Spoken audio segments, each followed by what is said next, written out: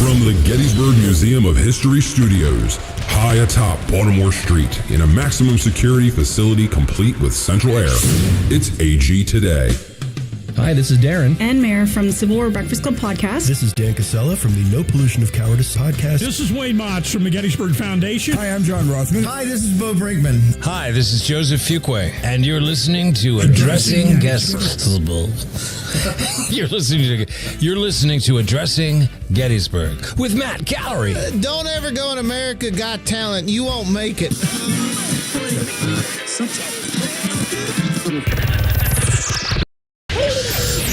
Did you sound like Lincoln?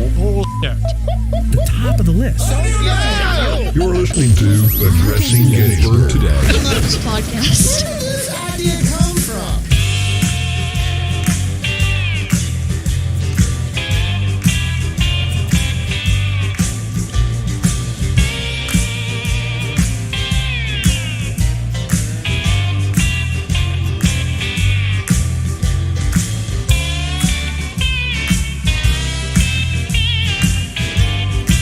I forgot to check the headphones earlier.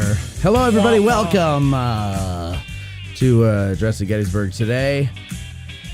I'm Matt. Now, we're trying something new today, so I don't know if this is going to work or if it's working. We got Cindy in the back there and fill in for Colby until he arrives. Cindy, can you go to the intercom there and let me know, do you have any issues back there?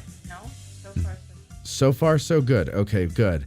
Now, I had to unplug Colby's headphones, so if you're going to listen to the show in the back, it's got to be through the speaker, so don't let him turn it down, okay?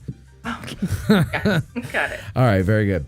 All right, so let's see. We've got, of course, our buddy Bethany Yingling here. Hello, Beth. How are you? I'm well, and you?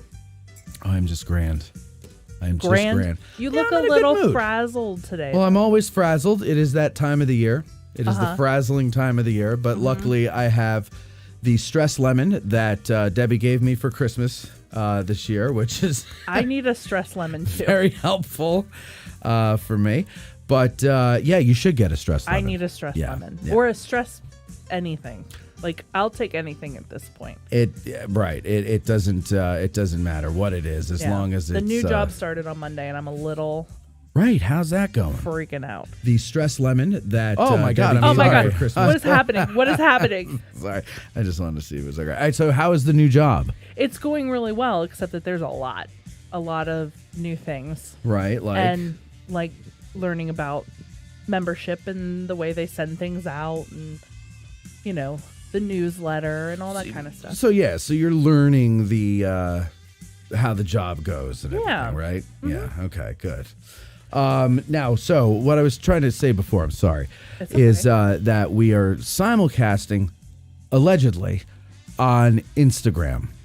I don't know. Can you guys check in the back on your Instagram feeds and see if we're live, in fact, indeed, if it's true or not?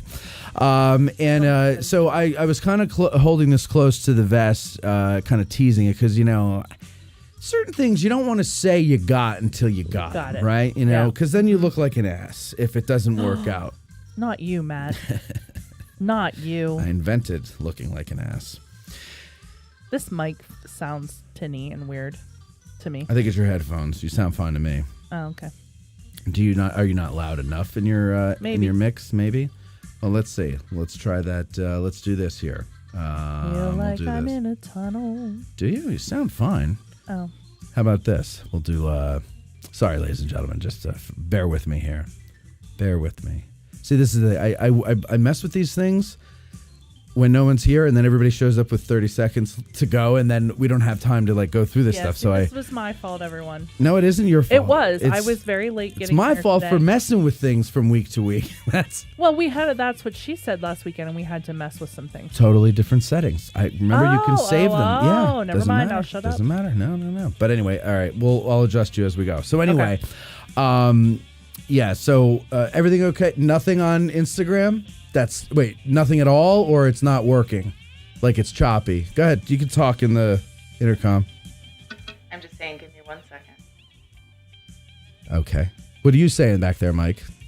I don't see it on mine. You don't see it on yours? No. Okay. Well, so much for that, ladies and gentlemen. So much for that.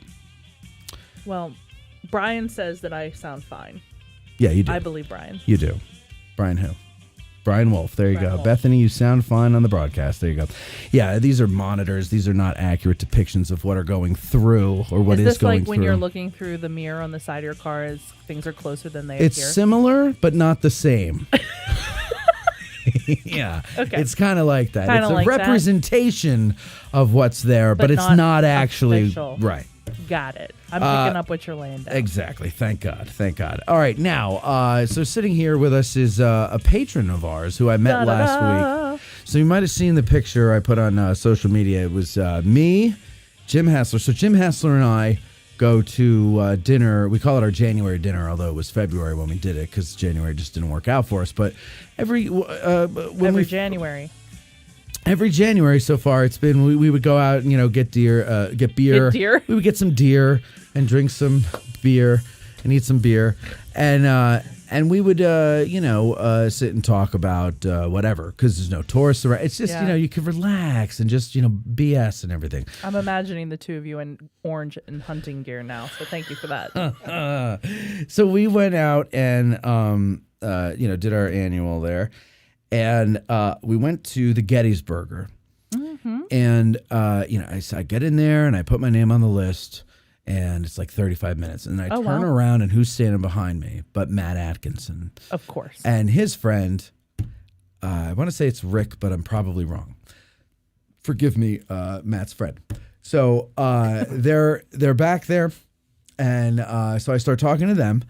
And we're like, oh, hey, sup? And so they get their name on a list, and we're just kind of standing around. And then we go and stand. This is what I hate about going to a popular restaurant on a Friday or a Saturday night in town is the wait, right? Yeah, and it's not even summer yet. It's not even summer yet. Yeah. And, a lot of these places are small because they're old buildings and stuff. And so it's kind of cramped. And where are you going to? Can't go outside because it's freezing cold. So we, kind of squeeze in the bar and we're standing there like assholes and and we're in everybody's way, right? People, waitresses are trying to get by. Everybody's trying to get by. They can't do it. Anyway, so we're standing there and then it kind of dawns on us. Why don't we just get a table together? So, okay, great. So then I go over and I say, cancel one of the mats. And then, because we were the same 35-minute wait. All right. So we're standing there and then 4 people get up from the bar right by where we're standing. So then Matt's like, why don't we sit here and wait? And great idea. So we order a drink and then we're like, wait, we can order food here too. Why don't we just order food? So we did that and we canceled our table and we ate there at the bar, right? Had a nice time. Me and Jim were talking. Matt and his friend were talking. And, so basically then it was over and we're leaving. I'm all ready to go. I'm getting tired. It was like 2-3 hours we were out. Getting tired. Ready to, 8 o'clock. Yeah. Because you're old now. Yeah. And I'm ready to go. And as we're leaving, who walks in but Eric Dorr and Andrew Biggio, who wrote The Rifle and The Rifle 2. And this guy, patron of ours, Jeremy McNear. Yes. And you came over and you said, oh, I just became one of your patrons today. And I said, man, I looked at you and I knew you were a highly intelligent man. And then I asked what your name was and I recognized it. Pull that closer to your mouth. And I recognized it. And I said, oh, yeah, I saw you. I saw thanks for the check. I saw you when it came through and I was like, oh, so we talked for a good while there. And it was a nice time. I had a nice time. Well, that's wonderful. So I said, would you like to come and see a show? And he said yes, and he's here, yeah. And it was super adorable when I answered the door because he looks at me and he goes, Matt invited me. I met him. It was really cute. I was like, Matt invites people all the time. I just open the door. Right. It could be a mass murderer at this point. If they know to ring the bell, it's okay to let them in. If they know to ring the bell, right. Exactly. And you look like Colby, so there was right, and you got confused, right? Yeah. So I said he could come and sit in here, and you were a Marine. Yes. Also so Marine. We thank you for your service, of course. I said were, but you are a Marine. That's right. Once a Marine, always a Marine. I had a Marine colonel crayon eater correct for me. life. Yes, exactly. And so you and Colby will have something to talk about if he ever arrives. And what else? Well, that's it. So how long have you listened to the show? For about last year, I guess. Year? And then How'd you find it? YouTube initially, and my brother was a big fan of it, and he got me listening to it. Oh, really? So that's interesting because I when you signed up on Patreon, I'd never seen the name McNear before. Well, he needs to get his act together. That's right. See? Yeah. That's right. Yeah, we like that. We'll get him to join. Yeah, you better get him to join because now you're on the show and he's not. That's right. Does he live around here too? No, like York area. Okay. Yeah. Well, it's close Not enough. too bad. Yeah. Not too Yeah. No. So, but that's the thing is he's local. We all moved out of York. Yeah. I used to live in York too. Yeah. It's interesting because like a lot of the support, most of the supporters and listeners are not local. They're everywhere but here. Yeah. It's kind of like a donut. Yep. You know, there's a void in the donut hole of awareness of addressing Gettysburg here. And then as you go further out, that's where the good stuff is. That's where the icing is and the sprinkles. We need to get you the cream. That's why I gave you the Garma contact. Yes, well, and I believe Cindy's been in touch with them. Okay, good. So yeah, so anyway, welcome. Thank you for your support. I hope you enjoy the episodes that are over there because they're really designed for, people to really nerd out on. Oh. So, And That's What She Said is on there. and that's what she said is on there. Have you heard That's Not What yet. She Said yet? No, Okay. I haven't. I started. And it's listening girl to some, stuff. but Who cares? But, it doesn't matter. It doesn't count. it's not I'm just real kidding. history, right? I mean, sorry. Wait, is this on? Oh, I'll no, this is forgive on. you because I know that you were just going with him. Oh, But yeah. he's just He's being a jerk joking. face. He's joking. Serious. Uh-huh. You're always serious. I am very serious about That's What She Said. It's one of my favorite shows ever. We just recorded one last week. We did. With Ashley Lusky. Yeah. Isn't she awesome? She is awesome. I respect her so much.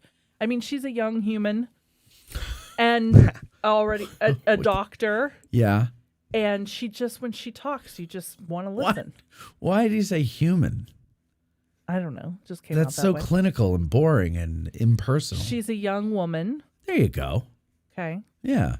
She's already a doctor. And performing surgeries with Doctors Without Borders. This is not true. But I'm sure she could. Probably. She's that kind of She's human that smart. I bet you she could. She's a fast study. Yeah. A quick study. Yeah. Fast learner, quick study. Yeah. Yeah. And I enjoy talking to her a lot. No, I like her. We kept talking after we turned I wish we hadn't. We turned the recording off and we kept talking. And I wish we had. You turned the recording off in here. Oh, you had it over there? I was recording on the computer, yeah. Okay, good. Yeah, There was some but good I stuff on stopped it after you started bashing people. I said we don't need this on record. So Did I bash? No. Oh. No. No, I was just messing with you. I to do that too. Ashley, for those of you who don't know, is affiliated with the Civil War Institute over there. Is she the associate director? I don't want to rank her. Assistant. Thank you, dear. Thank you. To Pete. And she is that whole crew over there. Pete has a good crew. You know how you could tell a good leader is by the people that are around him, right? Like maybe is that true? I don't even know, but that's what I feel like. Like he's a good director. As a former Marine, how do you feel about this, hon? Well, that's not. They're assigned. That's not the same. How do you feel about leadership? What did you have a rank? I was a corporal. Corporal? Like yeah. So that's Lance where all corporal? the actual... No, corporal. What is the difference? It goes private, PFC, Lance corporal, corporal, sergeant. So a Lance corporal's like a first level corporal? I think they introduced that rank after around the Vietnam time period. It was not there during World War II. So why would they call it a Lance corporal? Because you don't use lances in that by that point in time. Yeah, I don't know where it comes from. Maybe the first guy to have it was named Lance? Nah. He was the best one they had. He was like, "You are so awesome, Lance. We're going to name this rank after We're you." making a rank, Lance Corporal. Well, there we go. There's Master Sergeant Colby Sumner in there. How you doing, Colby? Welcome back. Cole, I have 2 guests coming in today, so you got to use the intercom, and then also I had to undo your. You got to use the speakers too. Don't turn the speakers down. I turned them down, by God. I know. Turn them up because you're not going to hear anything because I had to unplug your headphones so that we have 2 headphones in here as well. No worries. How's everybody on AG today doing? Oh, we're all doing great. We were worried. Let me be honest, Colby. When I texted you and said, "Are you coming?" I actually was coming. Were you halfway home? No, I was at home. Okay. Okay. I was when I said I was getting in the truck, I was getting in the truck. I just hadn't realized that my truck had no gas, so I had to stop and get gas on the way. Which sucks because for you to get gas, you're on the west side of town, and there is 2 gas stations, but they are almost in town. So if I come Fairfield Road, there's one coming in that way. Oh, there's gas there now? Well, yeah, there's next to the it looks. I think it's like an elderly medical center or something. Right out, right down past the Seminary on the left-hand side. Yeah. There's a Dietrich Village. Yeah. There's a gas station in front of that now. Used to be old Tom and Jerry's years ago. And then on Chambersburg Pike, about the same distance out of town on the left-hand side of the road. Oh, that's right. Yes. I never go to these gas stations, so I don't think of them. You live out a different direction. That's true, and but yeah, right. And you got to learn where you got things. So I haven't seen you in a while. You babysit last week, right, bro? Yeah, bro. It went it went good though. It went good. Batten down the hatches, everyone. We were just brawn and all over the place. Dude. With the kids, you were brawn. But no, I think it worked out good because one, I've been friends with Tommy since he was a kid, right? So, right. Since they had I was there. So when you're they had Uncle their first Colby. kid. You're not just Colby, Dad's friend. But I'm like, when they say cool uncle, I'm cool just because I'm not family, but I'm like the closest thing to family. Right. Yes. So they like me, and I think that really paid dividends. Because if it was like their actual uncle babysitting them or their parents, taking care of I'm sure they wouldn't have listened as well as they did. But, okay. They're afraid of you, Colby. That's what. But I don't think they're afraid of me. They know that you can take them out in 42 different ways. No, their dad is in the same boat as I am, though. So I think I don't even think they think about that factor. Now, Colby, he's sitting in the studio here. I'm sure you weren't watching on the way over. Out here. Right in here. Okay. Is your doppelganger. your twin brother. Got a good mustache, man. Thank you. But this is Jeremy. Jeremy is also a Marine. All right. When were you in? 02 to 06. He was a little before me. So were you infantry? He's older. So you would have been in Ramadi then. I was in 3rd Battalion, 3rd Marines. Okay, so I went.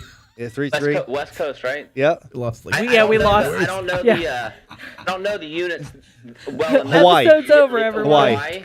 Yep. Bye. Come back. 3-3. Okay, so everybody that was just wondering what happened there, we were checking out which units we belonged to. Infantry's always good. We got that. Yeah. We got that. There was no mistaking what that was. Infantry, you can get along well. That's right. I get along with just about all Marines, but you don't have a lot of common ground with people other than infantry if you're infantry. Somebody needs a CPAP here. That's what Matt sounds like when he goes to the bathroom, bro. Falls asleep in there. Oh, bro. It's a hybrid of snore and push. Before you know it, the legs go numb and you can't stand up. Oh my God! See, this could have been trouble after 2 of us. For those of you that are curious, he was in 3rd Battalion, 3rd Marine Infantry Regiment. Thanks. 3-3. Weapons Company, 81's. Weapons Company, was that like mortars and stuff, or mortars, machine guns, 50 cal machine guns, Mark 19. That's the fun stuff, right? They crew serve guns. Yeah, so they have a weapons platoon. That's what I was in. I was in a weapons platoon. Yeah, I was as well when I went to 1-3. We're down to 12 viewers now. Okay, wait. I bet they're all Marines, though. Yeah. Peter Zach says LOL bingo. So I'm assuming they have a thing if we talk about certain things. What? Maybe it's when Marine Corps stuff gets mentioned. That's right. Yeah. Yeah, everyone listening now is just eating crayons and drinking whiskey. Maybe he's bingoing to the snore sound effect? No. I think he's bingoing to the things that we talk about. I want to know if there's anything that I say that's on the bingo card because I'm going to say... I'm going to say them all the time. The answer? Yeah, I know. That's one of those ones I wouldn't ask the question. Careful. Oh, no. I do want to know. The answer. You know? Is it when I apologize? I bet it's every time I apologize. Ooh. Maybe. Yeah. I haven't heard that one in a minute. Ooh. Ooh. Well, all right. Anyway, so welcome back, Colby. It's good to have you back. I missed you very much. It's good to be back, man. Yes. Montana's pretty, but oh, that's not right. home. You were in Montana. What part of Montana did you go to? Well, it depends on the time of the year, but this trip we were in Missoula. By the way, everybody go on social media and tell them we're not talking about Marine Corps anymore. Go ahead. They can come back. The coast is clear. You can come back. Yeah.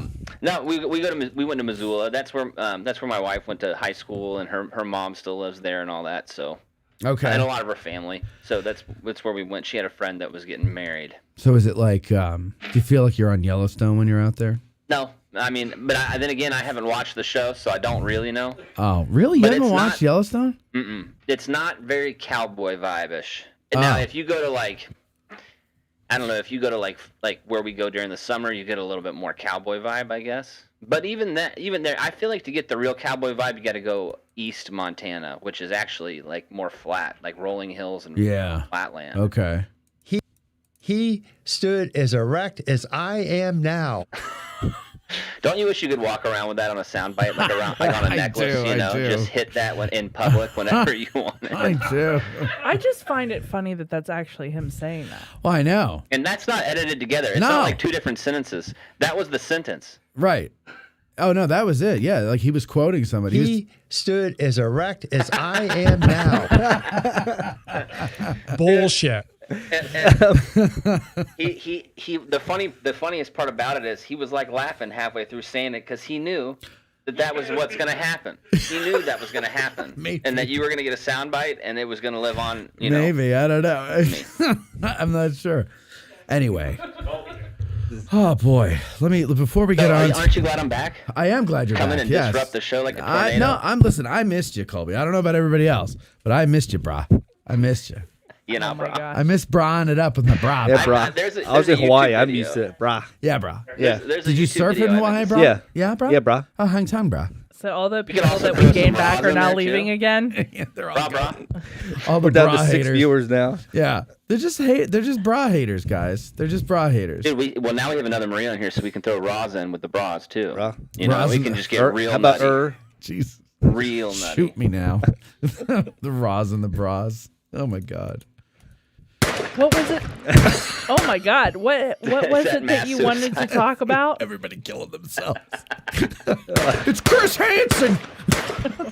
Can you please tell me what it was you wanted to talk about? Yeah, I wanted to tell you a couple of things, ladies and gentlemen. March 16th, don't forget, it's the last show. It's going to be the last show, in-person show, for a while. A year, 2. Oh, I thought you were telling me that I was fired. No, not you. I was like, it's the Never. last show? Never. Oh, okay. No, ma'am. No, ma'am. No, it is the last show, the last one of those in-person shows that we're going to do for a while. I was thinking about it, and I'm like, you know what? I'm getting distracted from what I set out to do with this, and what I really need to do. I have a great opportunity here, starting in April, and that is Which is April. Is so Dave Bussiere and I. My schedule guy, my schedule manager, if you will. Yes. Who I've yet to meet, by the way. Well, you met him at the Christmas party. Nope. Really? He was there. Well, he was so enamored with his lovely girlfriend Megan that he didn't want to bother with anybody else. Okay. Well, he only had eyes for her. Apparently, they were all dolled up. They were all dolled up. Yes, they got dressed to the nines to come to our party. Okay. I know exactly who you're talking about now. We're all in like sweatpants and wife beaters, and he's all in like a 3-piece suit. She's in an evening gown. All gussied up. Matt had muck boots on. I had muck boots on and underwear. So anyway. And a Carhartt flannel sweater. Yes, I did. No, so anyway, so he and I were talking, and we were going through all the episodes that we have in the can, right? And that means, in the.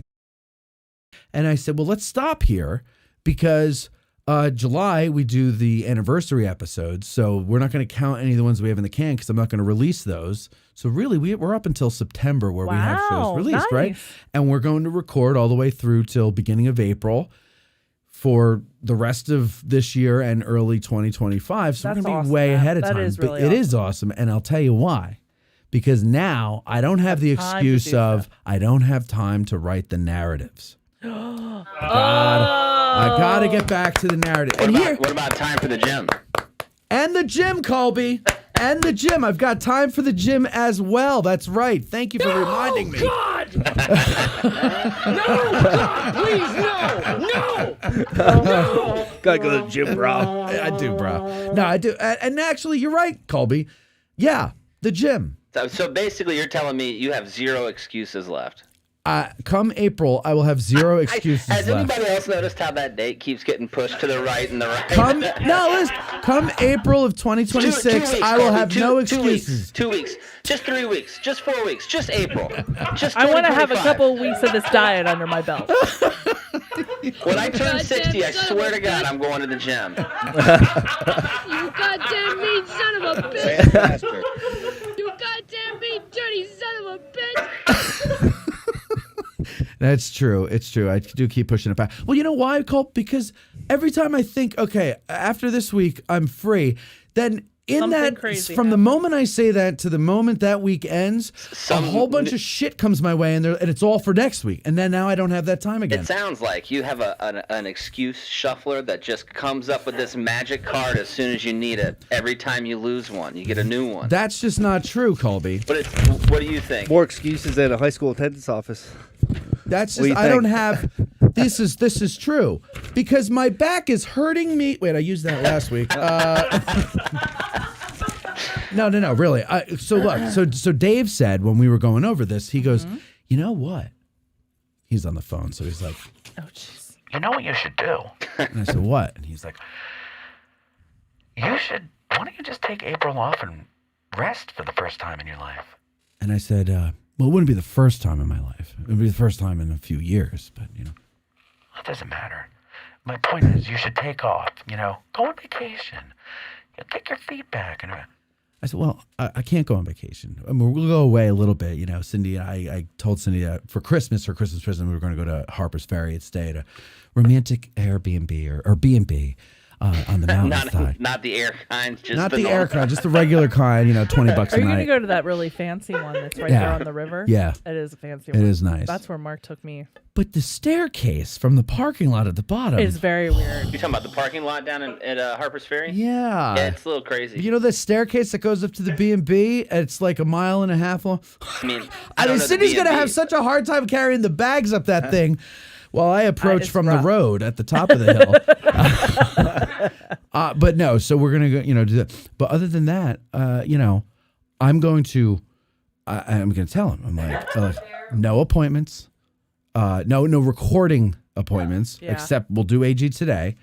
And maybe we'll film our reaction videos. Oh yeah, we could do that. Yeah, get excited. No, we could get. This is like ketchup time. Yeah, we can eat ketchup. Yeah, and mustard if we're feeling risky. We can have a condiment party. So I think so that's what we're gonna do, right, for April. And then, but as far as recording stuff, I can record things at my leisure. We do have a couple of series, like Rich Condon and I are working on. We're gonna do a series on Reconstruction, and then I want to get a couple of people together to do one on the Lost Cause. But other than that, I can kind of breathe easy and I can focus on writing, and that's going to be my job. I'm going to write this year. I'm very excited to get back into it. Very excited. I hope that enthusiasm sticks with the writing, man. Oh yeah, me too. Also video. I get that way about writing new things for my show. Yeah. And I get about a week into writing and I go, fuck, man. I know. But you know what though, and I just said also video because and I'll fill you in on what that is maybe next week, because I have a meeting on Friday and Saturday that will determine more of that. But it also frees up time to shoot video this year for the YouTube channel, which I'm really trying to build up and turn into a bona fide YouTube channel, because it hasn't really been. I haven't treated it that way. Yeah. I've just kind of never really cared about it. Well, I wanted to let you know that yesterday. Things for Little Round Top. The updates? Like, not the updates, but like the Things. marketing. Uh-huh. And stuff for the reopening. Sure. And I'm reading through, and it has stuff about events and things we can and cannot do with donors. And at the very bottom, it said videos with AG today, with addressing Gettysburg. Oh, well, I guess that's decided then. Good. Well, it doesn't know, like, I'm not saying that it is decided. I'm just saying that you better be prepared, because if they haven't talked to you. It was my idea. Okay. If they haven't talked to you, I think they're No. I talked to Chris about it again yesterday. Okay. We're going to meet again about it on Saturday before the lectures. But I'm okay. Good. I'm glad that's actually part of their plan, because I want to get people's reactions. I think most people are going to like them. I'm not going to do it as a live stream though, because I might do. No, I'm going to do a little bit of a live stream in the very beginning, like early in the morning, and say, "Hey, it's opening day, Little Round Top," that type of stuff. Come on out. I'll talk to some park people, and then I'll go around and record people's reactions throughout the day, and then put together a video. Yeah, I think the bad part about being up there right now is I have no idea how well a live stream will work. We've done 2 of them, and they were both, we haven't no really trouble? had no. But you know what? That area of the field. When I do my live like driving around videos, you never know when you're going to lose service. Sometimes, and it's often in the same spot that you do, and then sometimes you don't. And I don't know if it's like atmospheric or whatever, but there's for some reason, like on a clear day, I won't lose it, but on like a cloudy day, I'll lose it. Always down by that bridge by the wheat field on Wheatfield Road. Yeah. Sarah was out, who does social media for the foundation, and she was out, and she came back, and she's like, "I don't think any of that happened." And I'm like, "What?" And she goes, "I was recording stuff, and it was a live thing, and I don't think any of it went out." Went out? Yeah. I felt so bad for her because she worked really hard on it. Yeah, it's tough to do live That's stream. the struggle with a technical job like that, dude. Yeah. Yeah. How many times have you recorded something, Matt, and realized you didn't hit record? Halfway through, like the microphone's cut out, or you know what? This happened. Yeah, that or we had what was their name? Kelly Jekyll and Mark Hapka, who are in. Kelly was in Gettysburg Christmas, and Mark is her husband. He was on Hannah Montana when he was a kid. That's adorable. And anyway, we had them on, and we were having a really fun interview and laughing and joking and everything. And then it was done, and I just reached back and turned the power off and didn't stop the recording. Yeah. And luckily, Mark was like, "Don't worry about it. I have a friend who's an audio engineer. He knows how to fix this." And we were able to recover it, but that was scary. That's literally scary. It is scary. There is a way to recover it, Colby. So if you ever do that, but you have a different board. But if you ever do that, don't panic. Call me. When it was at the old board? No, it was this. Oh, I remember with the old board, like that was the first thing you said to me. Do not turn this off. Yeah. But they have like that board had like a fail safe in it so that if you did that, it knew to save it. Yeah. Anyway. All right, listen. What? I was going to comment just real quick on getting how you feel like you've been getting sidetracked on a bunch of different things. I think it's easy to do in this line of work because you're trying to like chase the next big idea that might get you get more interest in what you're doing. We do it all the time. Yeah.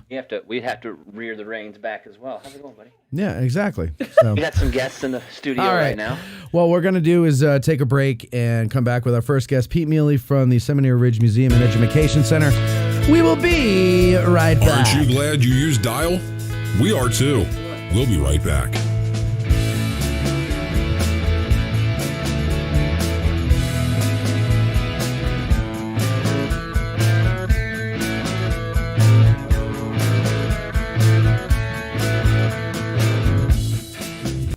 Hey Getty's nerds, 2024 is shaping up to be a fun year for Addressing Gettysburg, and we want you to join us.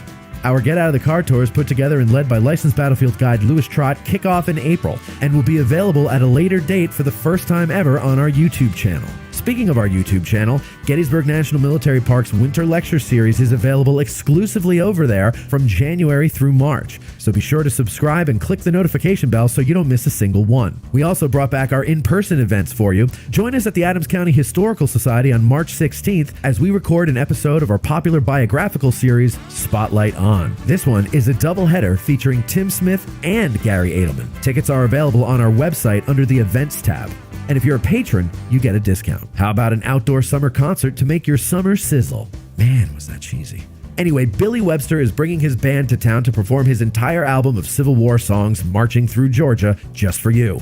Tune in to AG Today every Thursday to find out when tickets go on sale for that one. We have much more in the works, so be sure to follow us on Facebook, Instagram, YouTube, and now for free on Patreon. We hope to get to meet and spend time with many of you this year as we spread the word about the Battle of Gettysburg and the Civil War. Help us teach the masses that history is not boring. Movies and documentaries about history are spread out across the internet, and their quality is often suspect. History Fix delivers curated historic programming to your preferred device using their website or branded apps. Join History Fix for movies, documentaries, short films, and how-tos. Addressing Gettysburg podcast fans receive 20% off their first annual subscription. So what are you waiting for? Sign up at www.historyfix.com and use promo code ADGBURG. That's ADGBURG. Want the freshest cup of coffee in Gettysburg? Then visit Bantam Roasters, formerly 82 Cafe at 82 Steinway Avenue. They roast all of their coffee in-house, and they have a full coffee bar to keep you caffeinated during your trip. Visit them at www.raggededgerc.com for their menu and shipping options for all of their freshly roasted coffee. Use promo code Hancock for 10% off your order in the cafe. This episode of Addressing Gettysburg is brought to you in part by me, audiobook narrator Mike Scott. Narrator of Savis Beattie's Bloody Autumn, the Shenandoah Valley Campaign of 1864, and Unlike Anything That Ever Floated, the Monitor and Virginia and the Battle of Hampton Roads. If you are an author or publisher interested in having your titles produced as audiobooks, or even just in learning more about the process, give me a shout. You can find my contact info on my website, MikeScottVoice.com. That's MikeScottVoice.com. And Civil War Trails. It's the world's largest open-air museum, and they offer over 1,300 sites across 6 states. Drive the Gettysburg campaign turn by turn, paddle to Frederick Douglass's birthplace, or hike to remote earthworks and artillery positions. Visit civilwartrails.org to request a brochure and explore their interactive map. Follow Civil War Trails and create some history of your own. Engaging with our complicated past helps us understand there is no them, there's only us, even when we disagree and are divided. For nearly 50 years, my films have explored American stories. I'm honored to announce that I will return to Gettysburg with my colleagues for a festival of screenings, conversations, and events that look at where we've been, where we are, and most important, of course, where we are going.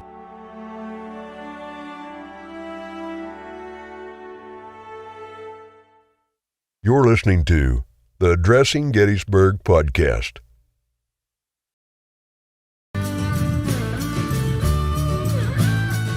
You're listening to the man who refuses to travel while single. I love that I never read these before I start doing.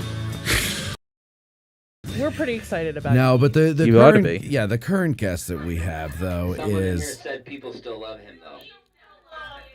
oh, sorry, Pete. They still love you. You're just not as exciting. I guess, you know.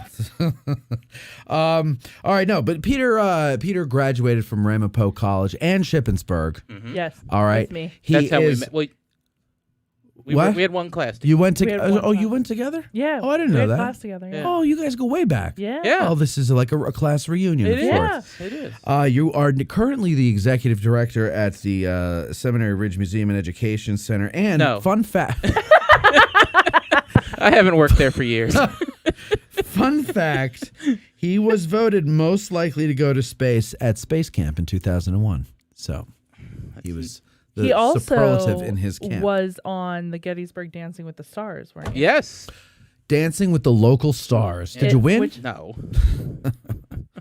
Who'd you dance with? Denise Staub. Is she a, what is it? Do they do it the same way where they team you up with a dancer? Yeah. They team you up with a professional, semi-professional local person who knows what they're doing. And they do you practice ahead of time? Yeah, we started practicing. So I did it in January of 2023, so a little over a year ago, and we started practicing in August. Okay. And I didn't know, I didn't know a even know dance which step one from is his left or his right. I didn't know a dance step from a hole in the ground. And we actually, the refectory at the seminary was empty. It was before Jake had moved in. Okay. So I joke and I say to people, we didn't just find an empty room to practice. I found an empty building. That's how bad I was. Right. You didn't want anybody to accidentally find you. No. So we practiced once a week for, I don't know, middle of August to the middle of January. And went out and danced. Now, and so the refectory that you did this in is going to be where we have trivia next week. Did you see that segue? Yeah, it was beautiful. Yeah, I know. And I picked up on it too, which is interesting. I don't always doesn't pick up normally. I know. And it is, so we're going That to be says it's usually too heavy. He can't pick things up when they're coming his way. Yeah. Oh my God, is that Martin Sheen? What? It's not Martin Sheen. It's Colby Sumner. Oh, sorry. It looked like Martin Sheen. It was It's Colby. the gray hair, I know. It was Colby's hat. Sorry. I just, He didn't pick up on that one either. No, I did. What is the Martin Sheen joke? You. Well, you started the whole thing. How do you not know this? Oh, that. Good Lord. God. Oh, that. I'm giving you gold here. You guys, no, I totally trumped you there. I was like, I played dumb and ruined your whole joke. You get it? Stupid is as stupid does. Well, I thought. I love Intercom Gump. I thought it was. And I will say that Jill Sellers put me up to that. Put you up to what? For saying that Martin Sheen had walked in the room. Oh. I was going to say. So funny. Well, actually, what I was going to ask you was that prepared? Because it seemed like you just threw that out there. Yeah. Crowbarred it in, as we say Yes. in the podcast business. So, okay. Let's talk about this, because you and I, we're going to kind of, we're going to be like co-hosting the trivia thing. We are. You're This is a good practice. Yes. And already I'm regretting agreeing to co-host. I've been regretting it for weeks. Yes. I'll just sit over here, guys. God, he gives it back just as good as you That's why it's try to gonna be give fun. it out. Thank you, Colby. I see the effort, man. I just can't inflate the ego too much. You know I what, gotta Colby? keep it Why don't real. you just go shove it up your ass? Balls. Okay? God. Have you seen my baseball? Anyway. Okay. So what we're talking about was this thing. Now, it's sold out, so nobody can come and get tickets anymore, right? It's done. Nobody's canceled yet, so there's no... Is there a waiting list? There is a waiting list. But those people probably are not going to have a... Okay. Right. And I was at the bank yesterday, and the tellers were saying to me, "Oh my God, we really wanted to come. By the time we looked, it was sold out." So that's great. That was amazing. And, yeah, that is amazing. Yeah, and I think it's because of Jake's tacos. Yeah, I'm telling you, it's definitely not Matt. It's not me, and it's not you. It's got to be Jake's tacos. It's a great name, Taco Tuesday. Taco Tuesday on Trivia a Saturday. Trivia Tuesdays. You had a great name. You had a really hard time remembering that name. Tuna tacos next time. Oh, well, I thought he was gonna. Oh, yeah, I know. Tuna yeah, no, that's not. I just was trying to. Too many T's. So we're gonna do this, and it's gonna be fun. Now, how many people do we have coming? 60? I think it's almost 70. Almost 70. Okay. Yeah. So almost 70 people. You can come as a team. You can play alone, right? If you wanted to. Team can be up to 6 people. Doesn't have to be 6. It could be 2. Doesn't matter, right? Yep. Mike, are you coming? You're on the waiting list? Yes. Oh, we have to do something about that. Hey, it pays to be a winner, man. Yeah, it does. That's all I gotta say. I want him on my team. Well, that's not... Wait, but I thought it wasn't just Civil War trivia. It's not. It's not. But And Mike doesn't know anything about anything other than the Civil War. And we made sure to Very say focused, educational track record there. Right. We made sure to say general trivia, not trivia about generals. Yes, exactly. Yeah. And I don't even think there's one Civil War or battle question. no, The there's closest one, thing we have is a Little Bighorn question, Yes. I think, right? Yes. I really feel like you course. should just, like, the first 3 questions, make them. Gettysburg. Yeah, and just. I'm surprised like a we joke. didn't put in one Gettysburg. As a joke. Yeah. Right. But whatever. Yeah. You could just start out with saying who's the host of Addressing Gettysburg. Yeah. And everyone will be like, I don't know. Yeah. Exactly. Half the room. Really half the people I've heard about who are coming, I don't know who the hell they are. They don't listen to the show, so it's clearly a mixed bag. And that's the thing. Like we have board members coming, right? And we Wow. That's nice. It is it's an eclectic, right? Maybe group of people, which and again, like the tellers at the bank want to come, and right. And so.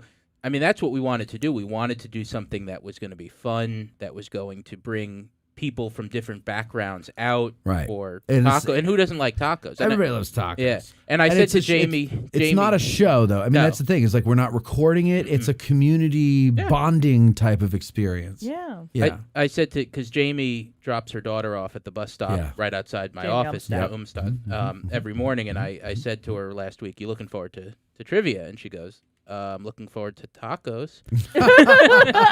So where I'm going with this is who doesn't like tacos? Right, I mean, exactly. that's even if you suck at trivia, you're gonna love tacos. That's right. Jamie's all about food. Huh? Jamie's all about food. Yeah. She constantly brings food in at Rub House, constantly. And when she moves over to Spangler, I don't know what I'm gonna do. I'm gonna starve to death. Well, you're gonna have to just stop at Spangler on the way in. Yeah. Or have her stop at your office on the way to Spangler. She is calling in today. Oh, good. Someone didn't know what Spangler was. They'd think you were talking about stopping to use the bathroom. What? Stopping for a Spangler or stopping at Spangler. It sounds like you're making a bathroom break reference. What? That is I don't not know at what all a Spangler bathroom is. break reference. Why does Spangler sound like take bathroom? A Spangler real quick. That is, oh no! It's like I gotta see a man about a wallaby. Yeah. Is that Listen, Bluey? that's what I would think. No, that's actually from Finding Nemo. The dentist. Like we'll do a Bluey thing. Yeah, the dentist. He goes, I gotta go see a man about a wallaby. Anyway, so what other things? What other things do you have going on over at the seminary this So we have fall, our symposium. spring? Spring. We have our annual symposium coming up. What's that going to be about? February 24th. It's the retreat and aftermath Uh-huh. of the battle. Uh-huh. And we're sold out for that Good. as well. But we do have online registration is open, so we live stream that. Oh, gotcha. So you can go on and register and get the link, and we can take as many people as we want for that. So that's with. Can I say their names on this show? Go ahead. Yeah. Go ahead. The Battle of Podcast. Uh-huh.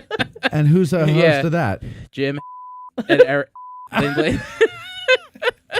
No, Battle of Gettysburg podcast with Jim and Hessler. Eric. Yeah. They'll be there. And who else? Other people? Stu Dempsey and Jody Wilson. Okay. So it's going to be, and Cody Asian myself. So it's going to be 6 speakers, each taking a different topic about the retreat and aftermath. And this is the third one we've done with them. And I think it's going to be, I mean, people certainly are registering for it. So yeah. Nice. Excited about that. Obviously, yeah, right. And you're going to, and you're streaming it too. So people can go and watch it online. Right. You got to pay for that though. Pay for the link, and it's just a YouTube live, and we register. You register, and you get the link, and you have the link. It's yours.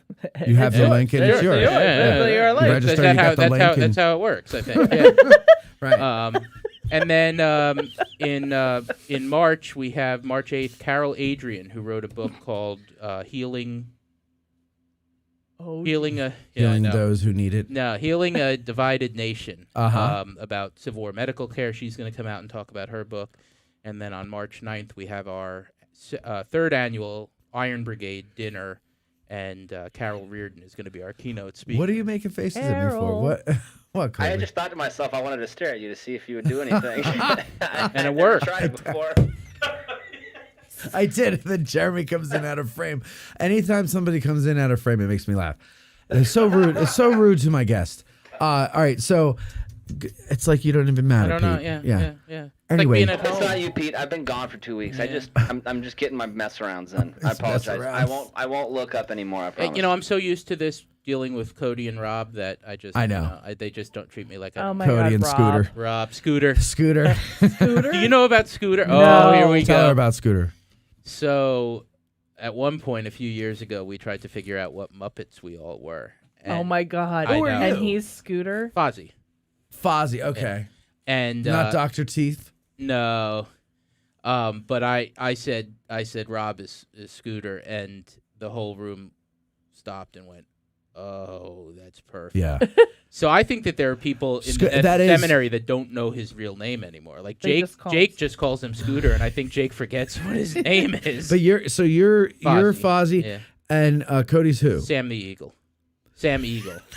That is a good one. That is a good one, but the best one though is Scooter. Oh yeah. One. Oh yeah. Absolutely. Bunsen Honeydew? Yeah.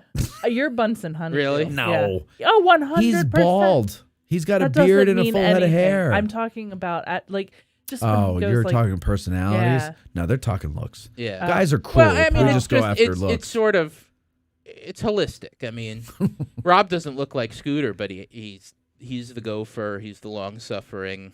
He's adorable. He is. And he mentioned at one point he thought about he's gonna kill me. He's gonna kill me. Kind of does look like Scooter though. He Did wanted you to look it get no, but he wanted to get an electric scooter to come to work so he didn't have to spend money on gas, and he's like, but I can't for obvious reasons now. Yeah. Yeah, right. He's a good sport. Well, Poor listen. Rob. And he was a ship. I met him at Ship. Yeah. So I've known Rob longer than I've known my wife. Longer than you've known Bethany? Yeah. By like a year. Yeah. By the way, have you ever been to Pete's house? No. He has the coolest den. Will you call that your den or living room? What do you call it? The Eisenhower room. The Eisenhower room. I've never been. It is so cool. It has like the greatest wood-burning stove wall with a bar built into it. It's like stepping back to the 60s at, like a doctor's house. And he's like, oh, come on in. And he goes over to the... You get a scotch on the rocks and... Yeah, exactly. I gotcha. Yeah, we didn't have any after Matt left. Bottles. Decanter, that's the word I was looking for. What's his We couldn't have any after Matt was there. Yeah, it was all gone. Right. But you didn't tell them the best part. The what feature of the room is sitting there from the old wax museum. Oh, and it scared the hell out of me. Yeah, that's why it's there. John Erickson from Yes. the old wax museum is sitting in a rocking chair in this corner of the room. Yeah, it was... No. Yeah. I came around the corner and I saw it, and my heart did a little jump for it because it was like a creepy old man looking thing. And then the of one course, that breathes? No. Oh, okay. And then of That would course be we cool. go, oops, we forgot to tell you about the wax figure. Yeah, exactly. Thanks a lot for that. There you go. So, Is your wife going to do any more things at the Arts Council? Yeah, she's doing a summer camp in late June, I think. She's working that out. But again, maybe I think I can announce this too, that she's going to start selling her cookies at Ragged Edge. Oh, she very does a nice. great job. Yeah. She did a cookie decorating class at the Arts Council that a friend of mine and I took. how did you, we were talking a little bit before during the break. She's a fantastic baker, Cindy says. Oh. She is. Oh, that's right. How could I have forgotten that? So Pete and Kara invited us over for around Christmas. The little cookies. Yeah. And we walk in, and the dining room table is blanketed with trays of miniature cookies, but like hundreds of each recipe. Yeah, she 600 knows what she's doing. 600 Yeah. dozen. 600 dozen. I think that there were 20 varieties, and nothing was larger than a $50. That's the rule. Right. There were cutouts, and these were the cutest. I'm just relaying what I'm hearing. Cindy, just talk. Just yell. The intercom will pick you up. Go ahead. I was just explaining that they were like literal miniature versions of every type of cookie imaginable, and they were the cutest freaking things and delicious. And they were delicious. And then you can shove like handfuls in your mouth, and Yeah. they're small, and they don't. Yeah, That's what we did. I appreciate that aspect of it. I think Was that's this nice. for one of those No. online? No, it's a a family Christmas tradition. So it started with Kara's great grandmother started, and then her father took it over, and now Kara has taken it over, and they do it and hand them out to people, and not on the street like friends. Yeah. Yeah. So- Right. Yeah. That's really hey, man, cool. Want to buy some miniature cookies? Yeah, you want some cookies? We're standing on the corner. Hey, With a trench yeah, coat? Yeah. I have to come in with one of the comments real quick, just because it fits with what we're talking about, or what we were talking about. Debbie Jones says, Ty, I think she's saying, Ty, you're right, Ty Webb. But Matt and Colby are definitely Statler and Waldorf. Yeah. Which I like that. I do too. We are kind of grumpy, and we do sit there and make fun of everybody else. What?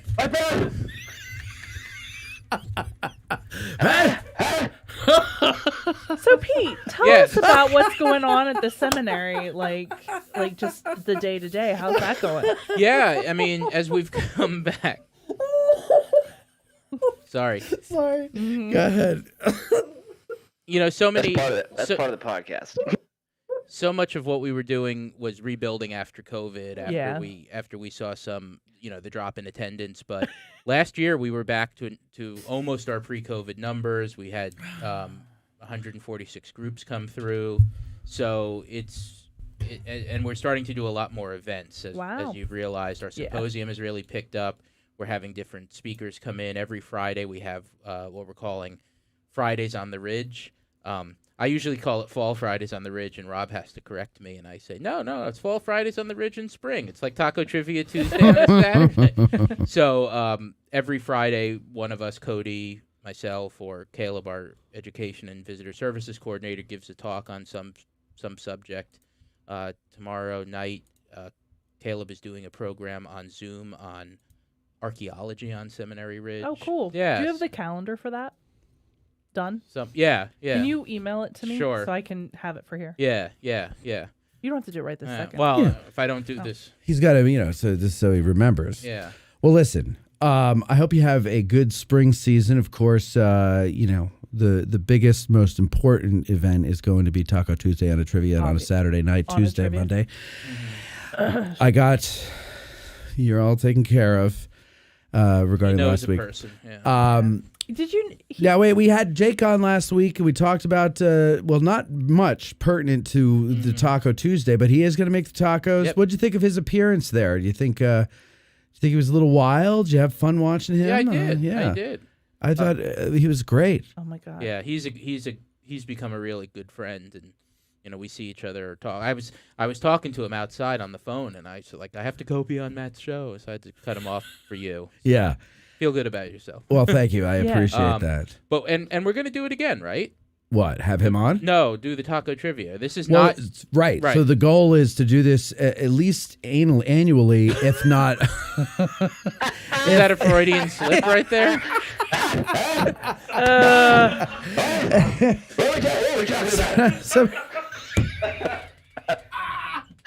What kind of show is this? What happened? What did you really mean to say?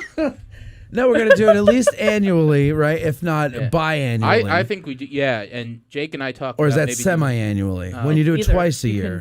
Is that true? Mm-hmm. All right, go ahead. Maybe in August. Correct. Maybe in August. Right. Cindy, doing it in August. All right. Well, anyway. Sorry, folks, you missed out. It's sold out. Obviously, it's hopefully. Listen, we can't choke now, right? We have to make sure everybody has a good time because we want to do it again in August, and it sold out pretty quickly. Yeah. Mm-hmm. So let's. And I got board members coming. You don't want me to lose my No, job, we don't right? want to. Right. Yeah. I'm glad to know that because I was going to dress up in that Borat swimsuit. You know. Yeah. So it's a good thing. It's a good thing he said that. So anyway, that's Pete Miele from Seminary Ridge Museum and Education Center. Thank you very much for coming on. Ladies and gentlemen, we'll be back with Matthew Leitch from Band of Brothers and many other things. Be right back. Want to promote your Gettysburg business? Send an email to sales@addressinggettysburg.com. That one was a good one.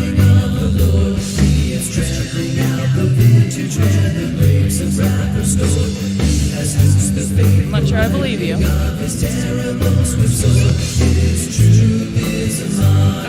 Otterburn.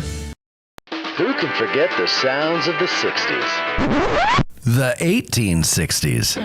I can't, and you can't either. Now, there's Marching Through Georgia, the exciting new album by Billy Webster. All of your favorite hits of the 1860s in one place. Such hits as Gary Owens,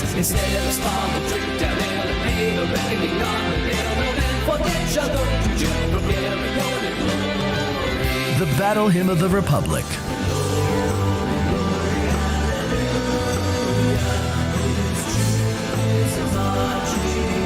quiet along the Potomac tonight.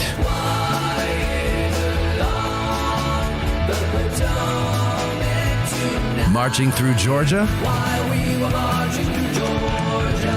And much, much more. So what are you waiting for? Go to billysongs.com and order your digital download of Billy Webster's Marching Through Georgia today. That's billysongs.com.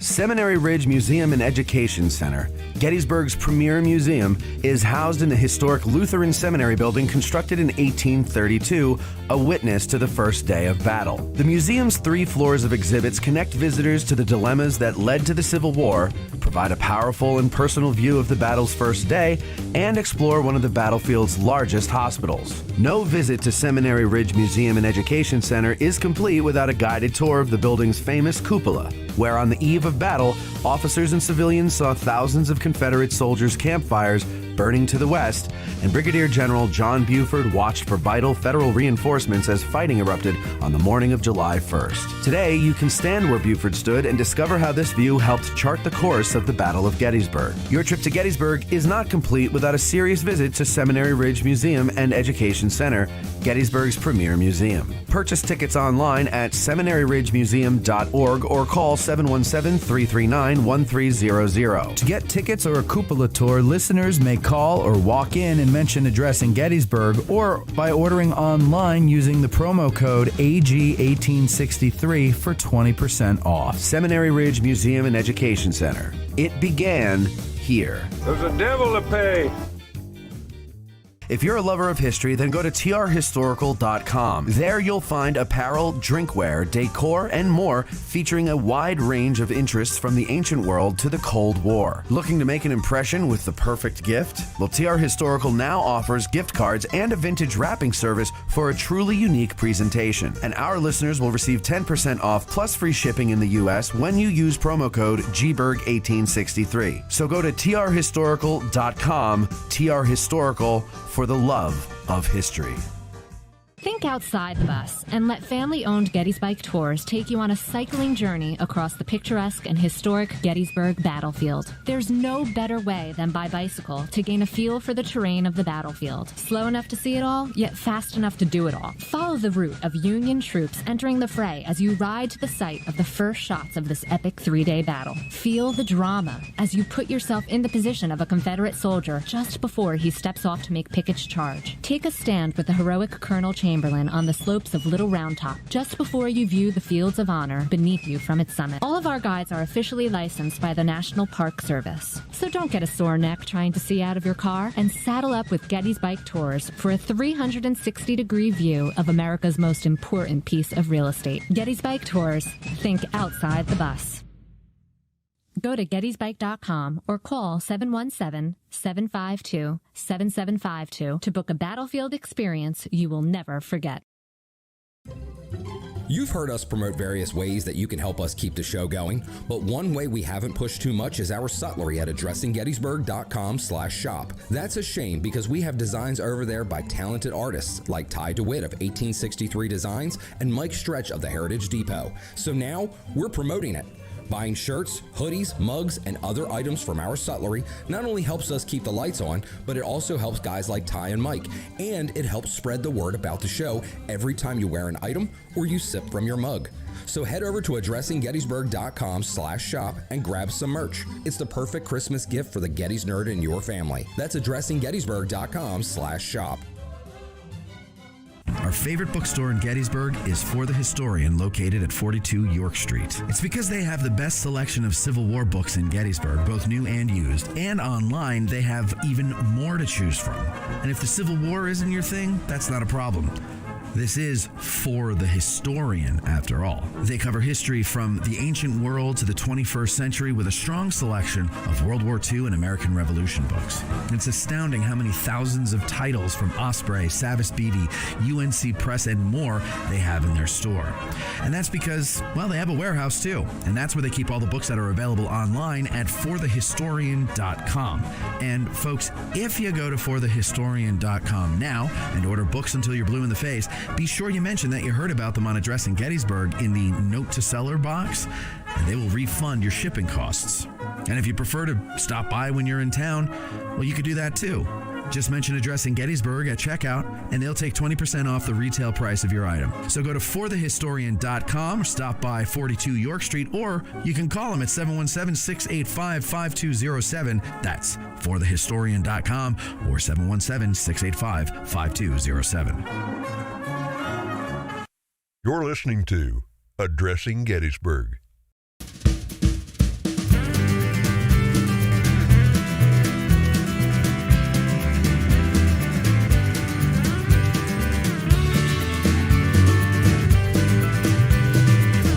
Seems like we haven't seen you in forever. Welcome back to Addressing Gettysburg Today. Here's Matt. All right, is that good, Cole? All right. Ladies and gentlemen, Bethany, Yingling, and all the ships at sea. Here I am. Our next guest is, we got two, actually.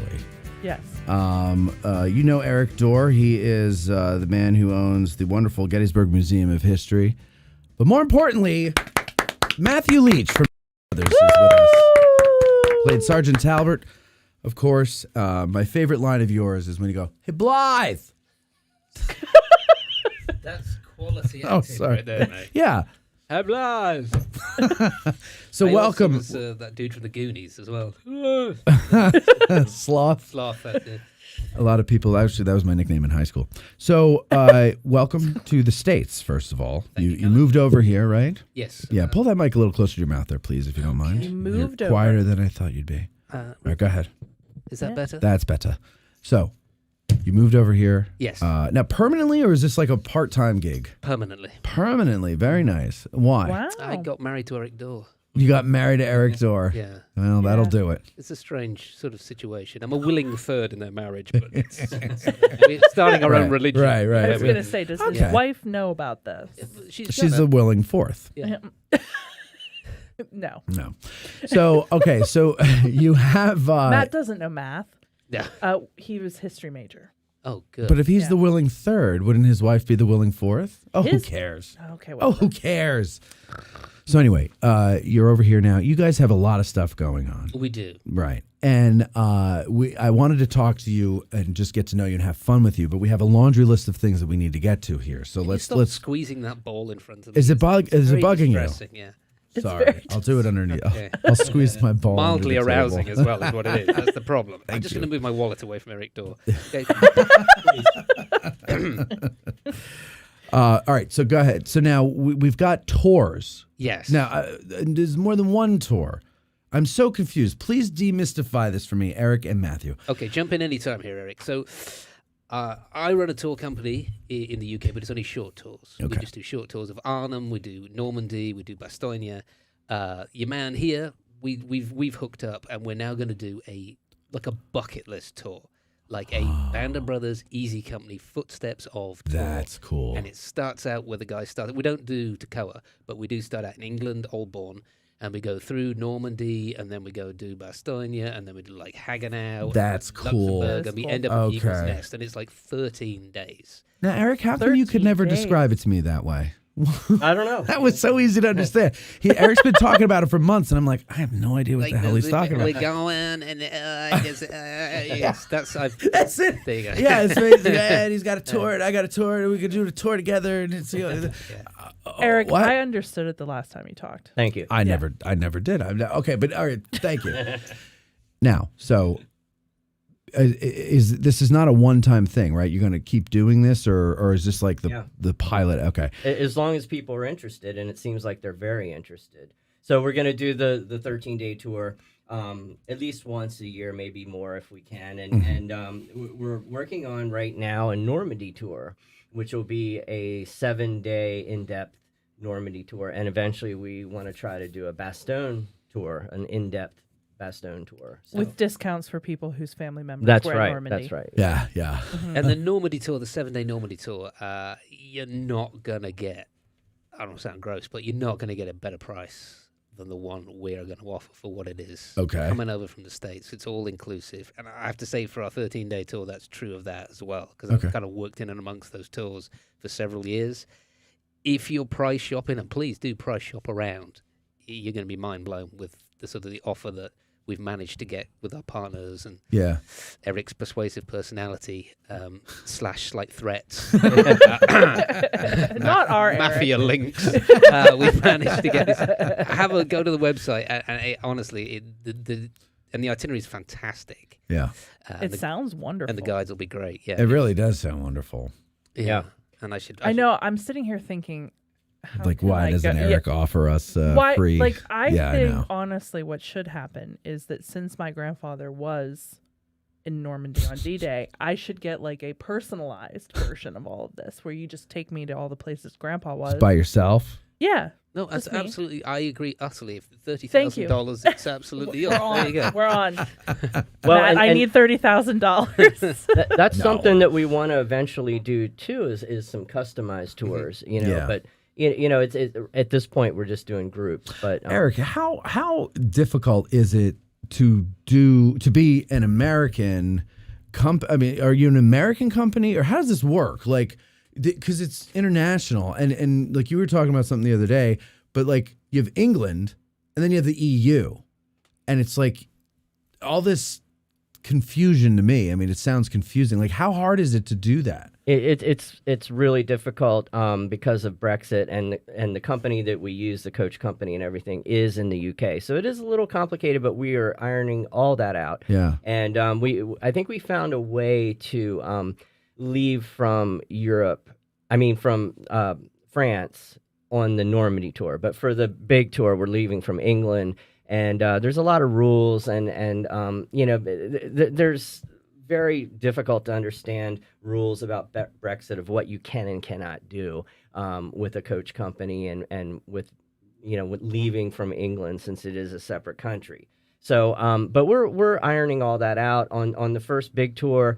We wanted to leave from England. That's fine, because we're going to tour Aldbourne and we're going to take the ferry across at night, which is great because the infantry troops went in landing crafts, and it's really cool. I've done this before, going across the channel in the ferries, because you see what they saw. How long of a ride is that? Like a couple hours? It's 5.5 hours. Yeah. So is it 5.5 really? across the channel. What's really cool is everyone else who does it during the day, and then you get there in the evening, and then you're a bit like cross-eyed, and then you got to go find a hotel, and then they're like, "Oh, what are you doing here? It is you can't come in." Right. Well, as we're going through the night, it's actually kind of a slower process, and being out at sea at night is really cool anyway. Yeah. And then as the dawn rises, we hit the areas where the landings were, so wow, that's cool. You get the kind of vibe of that as well. So we're trying to make it all work as best we can. Grandpa made it sound like it was 30 minutes. Where are you guys coming to shore at? Like Omaha, Utah? Like where, in reference to the invasion, would you guys be coming to shore? Con West. Okay, cool. So, yeah. And we offer our clients a sleeper cabin on the ferry. You don't have to just sit there in a chair. Oh, no kidding. Yeah. So it's Wow, this is that really would cool. be really cool. Yeah, that's part of it. That's what's going to make it. We're trying to make it as cool as we can, right? Different to how everybody else does it. So yeah. Now that's the Easy Company tour. Yeah. Okay. And what's the other tour? Well, the one that we're developing right now for the summertime is a 7-day Normandy tour, and that we think we're going to be leaving from Paris. We'll pick up the clients in Paris, and we'll go right to Normandy, stay there, and we'll tour all the beaches, and we'll go a lot more in depth. On a 13-day Band of Brothers tour, we only stay in Normandy for a few days, whereas this will be 7 days, so you get a lot more information. It's for somebody who's just a total Normandy nerd, and that's what they want. Right. And again, like I said, we're going to eventually do a Bastogne one, because there's a lot going on in Normandy, and there's a lot going on in Bastogne as well. Sure. So Battle of the Bulge. Straight up, you could spend a month in either of those places. Right. Oh, If yeah. you really For wanted sure. to. Well, I mean, we live in Gettysburg. We kind of understand Well, how you that get works. Yeah. It's Yeah, the the same battlefield. vibe in those two places, Normandy and Bastogne. They look the same. Yeah. Like if you do like the Arnhem stuff, which I've just done, that's a little bit more complicated because Phillips came in and turned Eindhoven into an industrial city, whereas Normandy is still Normandy. Yeah, you know what I it mean? still looks Right, that right. way. And the guns are still there and all that business. Wow. Yeah, a lot of those in placement. So okay, acting, Mm-hmm. history tours. Yes. How did you make that leap? Do you still act? No, not generally. No. Do you not like it anymore, or did you I made a pact when I was a kid, and I said to myself, I guess, I don't know where I'm going with this. I said I'll give up when I'm 40. Really? I said I didn't want to audition again after I was 40. But then these things happen, like I moved away from it and all the rest of it, and then they're just about to revamp a show I was in when I was a kid, the Nickelodeon show, and they're like, "Will you come back in it?" And What Nickelodeon show? Well, it's Nick UK. Like you have Right, Nick it's not the USA ones- that is Oh, enormous. I was so And you have excited, Rob. Nick UK. That It's, you would it can't be do that on something like- television, but they pour fish guts on you instead of slime. Yeah, fish and chips. They pour Fish and chips. into this. Yeah. Right.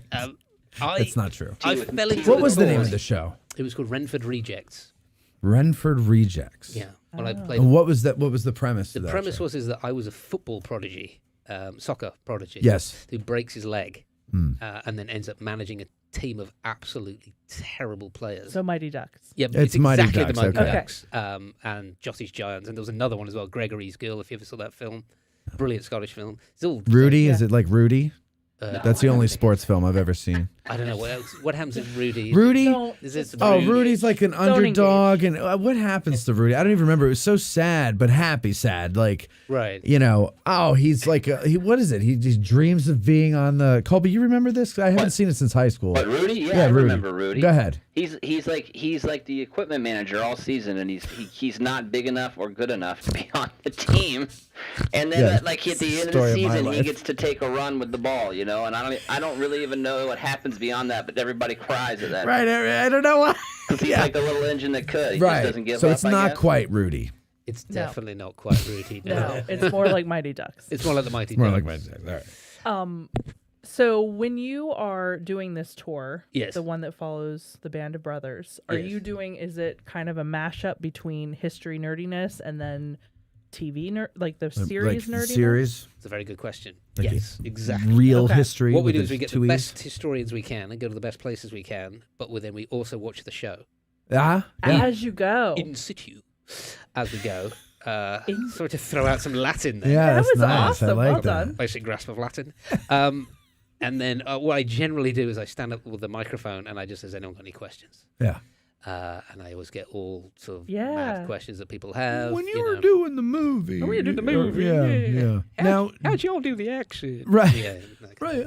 Yeah. Well, that was the question I asked you when I interviewed you. So Yeah. thanks for What, making the fun action of me. or the accent? Well, I'm always Yeah. impressed when a Brit can do an American accent. Unbelievable, because I did an op with the Brits, and I listened to all them try to do it. And this is in Afghanistan, the actual British Army guys. They were from Lancaster, I think. Yeah. And I listened to them try to do American accents, and it was rough. So I remember when I was a kid, we were down at Disney World and we were in the hotel pool, and there was a family from England there. And so we were, all talking, and the kids were our age, and so we're all talking, and we're talking to the parents, and the parents are asking us questions about living in the States. And I was, even back then, I was like 11, I was fascinated with the accents. And I said, what do our accents sound like to you? And the father goes, get off your horse and drink your milk. And I was like, what? And he goes, it's John Wayne. Hey, Pilgrim, get off your horse and drink your milk. And I was like, that's not an American accent. That's like an English accent after being kicked in the head by a mule. Yeah, exactly. And being kicked in the head by the horse that you got off. to 100. drink he wanted me milk. to get off of. Yeah. Yeah. But it was him trying to do John Wayne. And like that was his impression of because that's like all the movies he watched from America apparently were John Wayne movies. This was back in the 80s. Right. So but I find it interesting when you guys can do ours well, because I mean, I don't know why. It's just because ours is so boring. You would think it would be easy to do. Yeah. Without- We are boring. Our accent is boring. Unless you're John 100%. Wayne. Unless you're John Wayne. Unless you're John Wayne, then that's Get off very your interesting. horse and drink your milk. Well, getting back to your question, I did a bunch of these tours with Matthew, and watching him, take the questions from Band of Brothers, it's really fascinating because most of the people that sign up for a 13 or 14-day Band of Brothers tour are very familiar with the series. Yeah. And in years past, I've gone on tours with real World War II veterans. but there's like none left, or there's plenty left, but most of them can't travel anymore, and there are no more Easy Company veterans left, and I don't know how many 101st veterans are even left, but none of them are up for travel. So now it's like you have to talk to people who either played them or were related to them or met them in some way, where you got like relay stories. And some tours actually bring family members of Easy Company along, which is fine because they have great stories. But the drive from like Normandy to Holland, it's like all day. Yeah. And so you can watch a couple of the episodes. And, you get Matthew up there, and, I've toured with Dale Dye, and I've toured with Jim Matteo, who were actors in Band of Brothers. And sometimes people say, the actors are replacing veterans. That's not right. Well, it's there's no more left. So they're dying. And, what does that mean? And the clients love it. For the most part. I mean, they're not going to go on a tour like this if they're not interested in the series Band of Brothers. Well, let me tell you, they're special. Like, the actors are even special, especially with a show like Band of Brothers, because, I was motivated to join the military to begin with, but I can tell you that when Band of Brothers came out on box set, from the time I was in, like, 7th grade to 9th grade, I think I watched it every night to go to sleep. Like, it was a huge motivating factor in me, in like, pursuing a career in the military and going to war. Watched it incessantly. This is a very important point, is that it's, and this is the sort of thing that we the band guys actually talk about it quite a bit, is that it's not that we're, self-important or anything, but Band of Brothers, your man here as well, is an entrance point into the history for so many people. Yeah. Right. That's how they got interested in it. They jump off in different directions or whatever. So they've got all this investment in the show, so they've got so many questions, and they're all legit. Do you know what I mean? I don't get bored answering them or anything. They're all very, and I love to sort of like teach people about it and tell people myth bust. This didn't happen. This did, because people are fascinated by it, and that's. They may do our tour, or hopefully you'll come on our tour, and then you'll go off and do other things. Do you know what I mean? But I think sometimes people need to just do that, get into the Band of Brothers stuff, get all the questions answered, go see all the stuff, and then jump off again. Do you know what I mean? So it's mystifying to people, I think, how movies or TV shows are made, and in many ways, like, we know that you're not really Sergeant Talbot, but you are. Like, we can't. It's hard for us to separate. Well, especially in something as good as Band of Brothers too, because there's some movies that don't sell that, but Band of Brothers it's done so well. All the acting is phenomenal, the directing is phenomenal, and it's a long form, way to entertain people. It's not this 2.5 hour movie. It's like 10 episodes. You really get to know the good people. It's like you going on a create journey. this world that is, or you don't, but the production team creates this world that you really think like you're watching World War II, but it's all just the magic of movies. The only thing I can equate it to, like, because of course we're in Gettysburg, so the movie Gettysburg, is like how many people I've seen watch that movie and love it. And then when they see the pictures at the beginning of what they really look like, their brains are blown. Yes. They're like, especially like the Sam Elliott. Right. Doesn't look anything like Buford. Yeah. The picture comes up of the real General Buford, and everybody's like, that's not what he looked like. And they're expecting Sam Elliott. Right. So for somebody like you, that has to be insane, because now you are portraying a historical figure, a person who actually lived.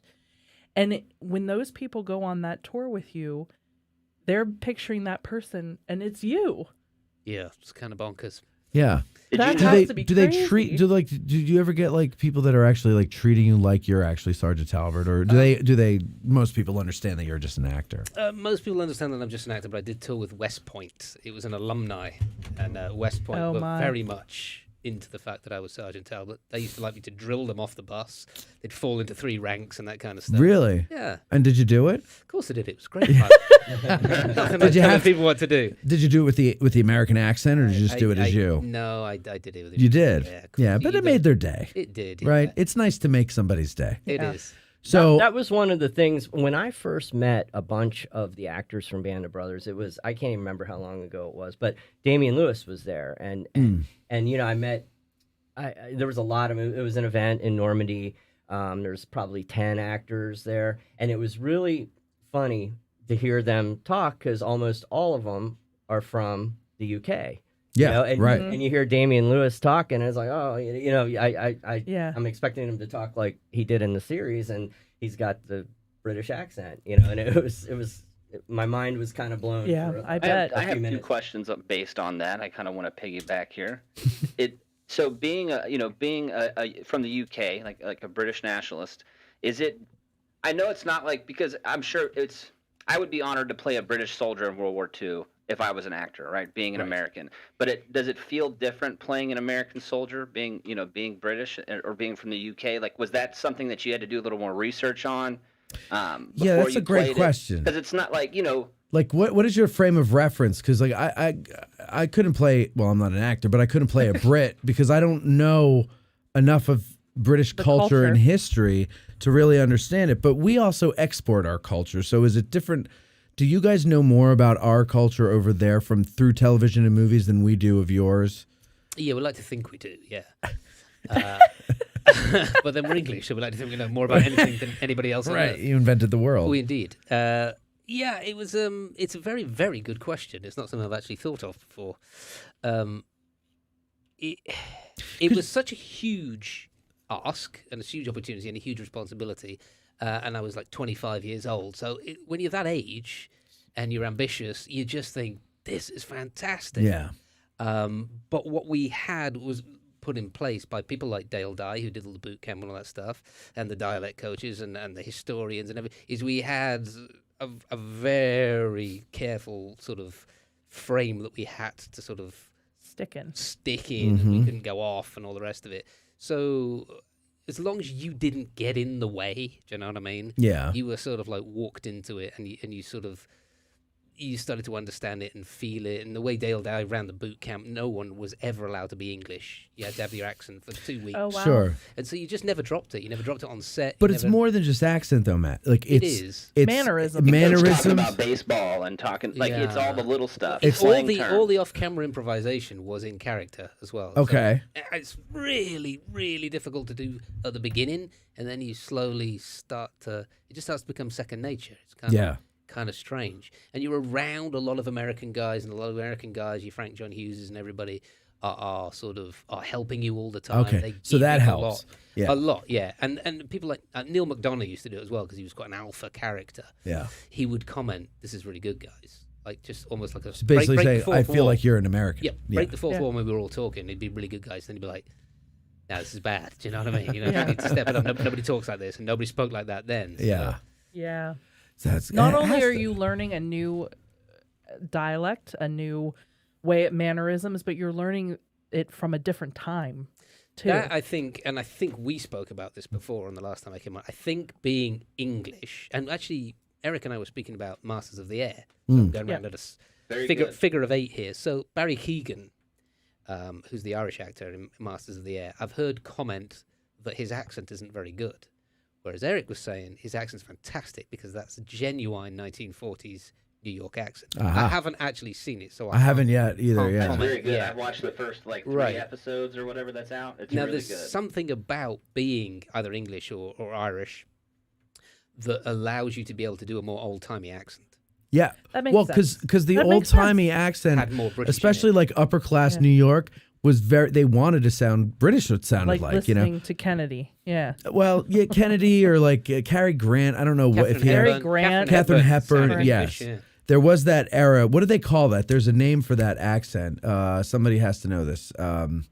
It's not like Americana. It's continental, I think. Yeah. No, I don't know. Look it up, somebody. Debbie, transatlantic. Transatlantic. That's what it is. And so that is an interesting thing there. The guy from Masters of the Air, that was one of the first things that really stood out for me. I was listening to that actor. What's his name again? Barry Keoghan. Yes, and I was like, wow, it's more of a, Hell's Kitchen kind of, like a real New York accent. And I was like, he must have really worked on that. Like, he must have watched movies from the 30s and the 40s and listened to how guys really talked. Yeah. Because I was like, geez, that's That's pretty good. Yeah. You know, It's impressive. And then today, I was reading about him, and I found out he was from Ireland. And I was like, wow, you know, he did his homework on that. It always blows my mind when, because I could never do that. What, Beth? I was just saying, only people that would watch old movies would know that, though. And that's what's so fascinating. Like you said that people were saying it wasn't good. Well, they probably don't watch those movies. You know, like they don't think about that. Yeah, I was telling Eric and Cheryl outside, Kate Winslet's a good friend of mine. And she was saying that when she did Titanic, they gave her the accent to do. Mm-hmm. And she's like, I'm not doing that accent. Because they wanted her to do a genuine accent of the time. Uh-huh. And she said, if I do that, everyone's going to think I can't do the accent. Because nobody would recognize it? Because it would have sounded English and half. She was like, I'm not doing it. I'm sorry. I'm going to do like a standard American accent. Because if I do the accent of the time, it'll sound like me putting on a bad American accent. That makes sense. That really does make sense. Yeah, most people wouldn't be smart enough to Pick figure that out up. that, you know, they haven't watched old movies or whatever, and they'd be like, oh, that's terrible. You know? Yeah. And That's interesting. Liam is on the phone. He wants to ask you a question about Band of Brothers. Is that okay? Do it and then... Liam. It's through the delay. Hey, Matt. Yes, sir. Hello. Yeah, I've got a question about Band of Brothers. All right, it's Grant. He's calling from Australia, so it's going to take a while for the sound to get to him. Okay, so go ahead there, Grant. I was just wondering with Talbot, he had passed by the time you got the chance to play him. Did you have much contact with the family in preparation? Not in preparation, fella, no. Because I was cast very, very late. I was literally cast on a Thursday. We went to boot camp on a Monday. But I was given a dossier by Dale Dye and everybody, and I saw all the pictures and everything. My first interaction with the family was right at the beginning of episode 3, just before I find Blythe, which I was getting the mickey taken out of me. Blythe! I got a little snap-open phone, as was... that's what you had in those days. Little state-of-the-art Paris Hilton phone. And someone gave it to me, and I put it to my ear, and it was Tab's brother. Oh, and we had a conversation then. Oh, wow. Which I found a That's bit cool. mind-blowing, yeah. And I would have started crying. I did. And then, so if you actually watch When I Find Blythe, I had a whole different way I was going to do it, but my eyes are really sort of like glazed and stuff because I've been kind of blown away. And I just asked him, I was anything I could think of, and mannerisms and that kind of stuff. And apparently when he was stressed or thinking, he used to pull down on his lip like this, which you see me do at a whole bunch of time. You see me when we walk into Carantan and doing just before the crossroads, I'm like pulling on my lip, because that actually was one of his mannerisms. And Ross McCall always says that was a way of trying to pull focus, but he should talk. But it's not. He really did do it. He really did do it. That's pretty neat. And I kept in touch with him afterwards as well, just to round off your question. And I used to write to Tab's brother Bob's wife, and she used to write back to me this incredible cursive writing. Wow. And then she would write in crosshatch. So she would then turn it and write that way. Oh, no word of a lie. I have Yeah. crosshatch letters. Wow. From That's awesome. Tab's sister-in-law. That's pretty cool. Anything else, Grant? Yeah, the other thing about Talbot, what's your take now that you're away from it for many years? That he was known for not turning up to any of the reunions, sort of keeping to himself, going on with his own life, unlike a lot of the other former Easy Company guys. What was your take on that? Why do you think he didn't? He sort of wanted to distance himself. It's a good question. So, in the information that I was given, it was to do with the fact that he'd sort of gone off and almost like become a woodsman. Do you know what I mean? He'd gone off and just like lived off grid and I would do the same thing. Drank too much and that kind of stuff. And then finally they managed to drag him to a reunion right before he died. But when speaking to his brothers, they said that wasn't true at all. So I don't know whether he just did not want to go, which is totally understandable. Sure. Yeah. And he just dealt with it his own way. But apparently that wasn't true at all. And there's a lot of stuff in and around the show that's come from sort of almost like rumor and stuff, guys talking what they think happened that didn't happen. I mean, Blythe didn't die. Right. I mean, there's a lot of stuff, and Dyke had 2 gold stars on his helmet. There's a lot of stuff that's come from different sort of perspectives and just guys talking on what they remember. but I don't actually think he did go off grid. I think he was. The brothers were like, no, that's not true at all. Well, I have those letters. When we were on that last or the what was it the Germany tour? I brought Tab's files with me or copies out of Dick Winter's files. And there was a couple letters in there, and one of the things I thought was really revealing was he wrote to Major Winters right before he died, and he read it on the bus, and it was kind of an emotional thing, and cried like a baby. Yeah, and I was like, oh, geez, I didn't mean to, trigger that emotion in you, but the thing I thought was really interesting, and maybe this had something to do with it. He had a lot of affection for Major Dick Winters, but he did not like Spears, and in the series you say like, I want to be with the fellows. He stepped down as first sergeant, went back to the platoons, and he just said in that letter how their personalities clash, and he said basically that Winters set such a high bar that when another guy came along, it just was not the same, and the first sergeant in the company will interact a lot with the commanding officer. So, it just didn't work out. And I thought that was really interesting. That is interesting. Grant, thank you very much for the call. I hope things are going well down there in Australia for you. And do you mind if we carry on with our little plug so we round out? Yeah. Let's do that. So tell us, how do people get on this tour? That's a very good question. Well, you can either call into the Gettysburg Museum. Do you want me to give you the phone number? Sure. Okay, and the phone number is 717-337-2035. I feel like I should be on your answer phone message now. Or you can email in, and it's info@gettysburgmuseumofhistory.com. And you'll get all the information there. There's pamphlets that you can get in the museum if you come in. I'm actually holding one right now. I'm going to hold it up to the camera. We've got some here in the back office as well. And now you recently, just today, you took your first visit to the Gettysburg Museum of History. What did you think about it? Well, I've been wanting to come for a while, but I've not been able to. It's a pretty incredible place. Yeah. I'm glad to hear, Eric, that you're going to expand. Yeah. Because I feel it's one of those things like a very beautiful flower. I feel like it needs to bloom. Yeah. So that you can actually see everything. Yeah, exactly. Yeah, exactly. Repot it. Yeah. It's a very good way of putting it. It's going to be repotted so you can actually see all these incredible things that are being curated. Not just the Band of Brothers stuff. The Dick Winter stuff's incredible, but just everything in there. But I believe, do you have Pocahontas uniform as well now? I do. Oh, cool.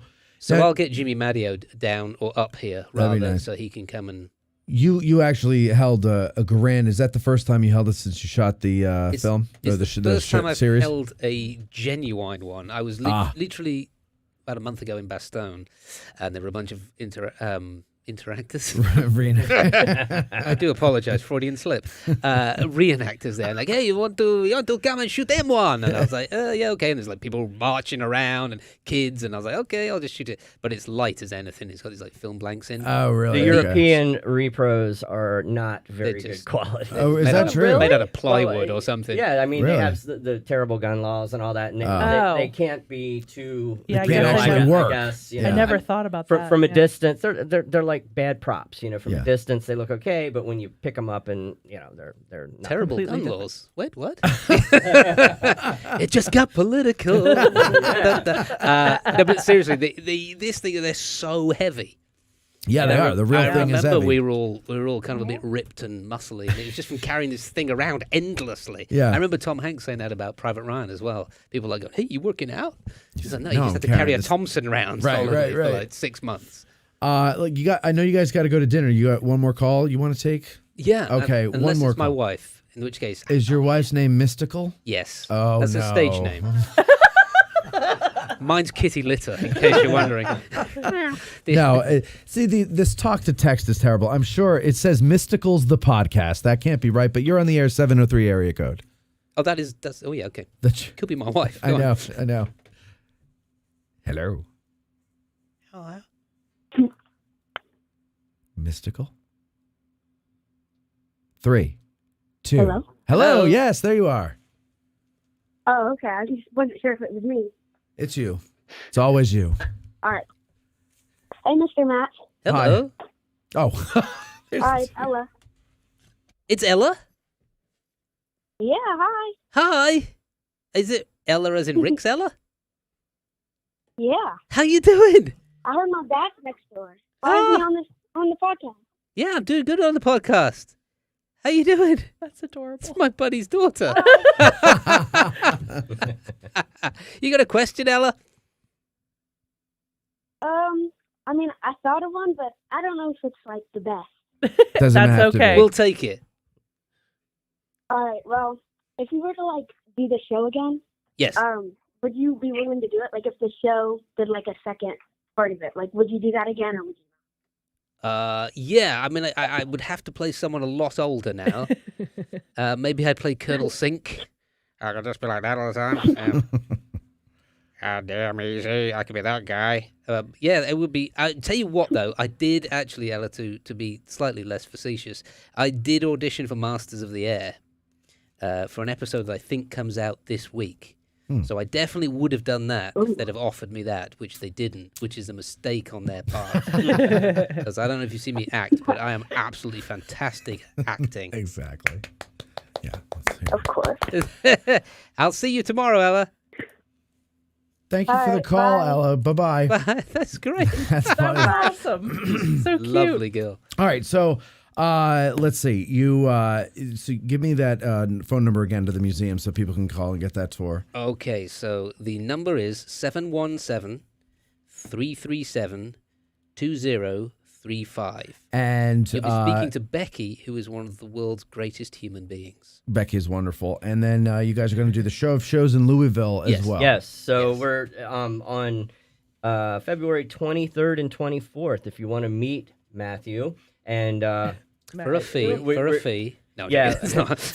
we will be in Louisville, Kentucky at the show of shows. I'll also be with J.D. Hewitt from the History Underground. He will be there with us. Andy Biggio from the Rifle Project. And we'll have a World War II veteran with us named Ed Cottrell, who is a fighter pilot in World War II. Nice. And he's So cool. featured in the Rifle 2 book.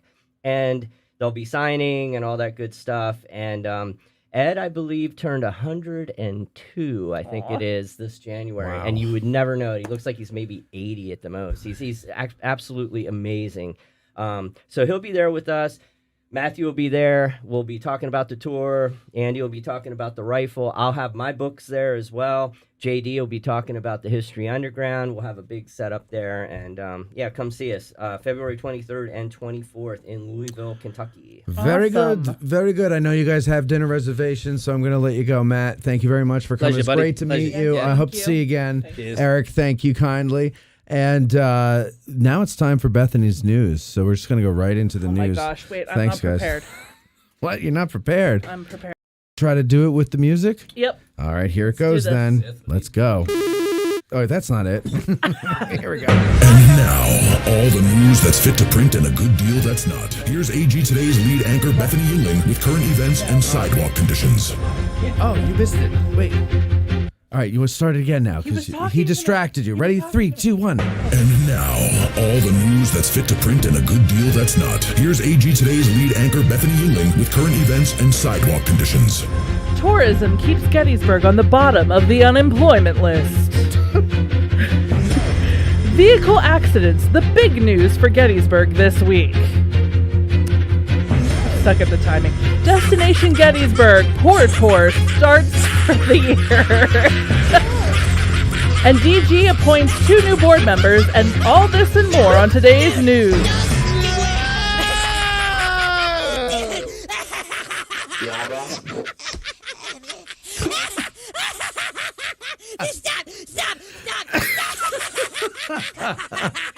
So,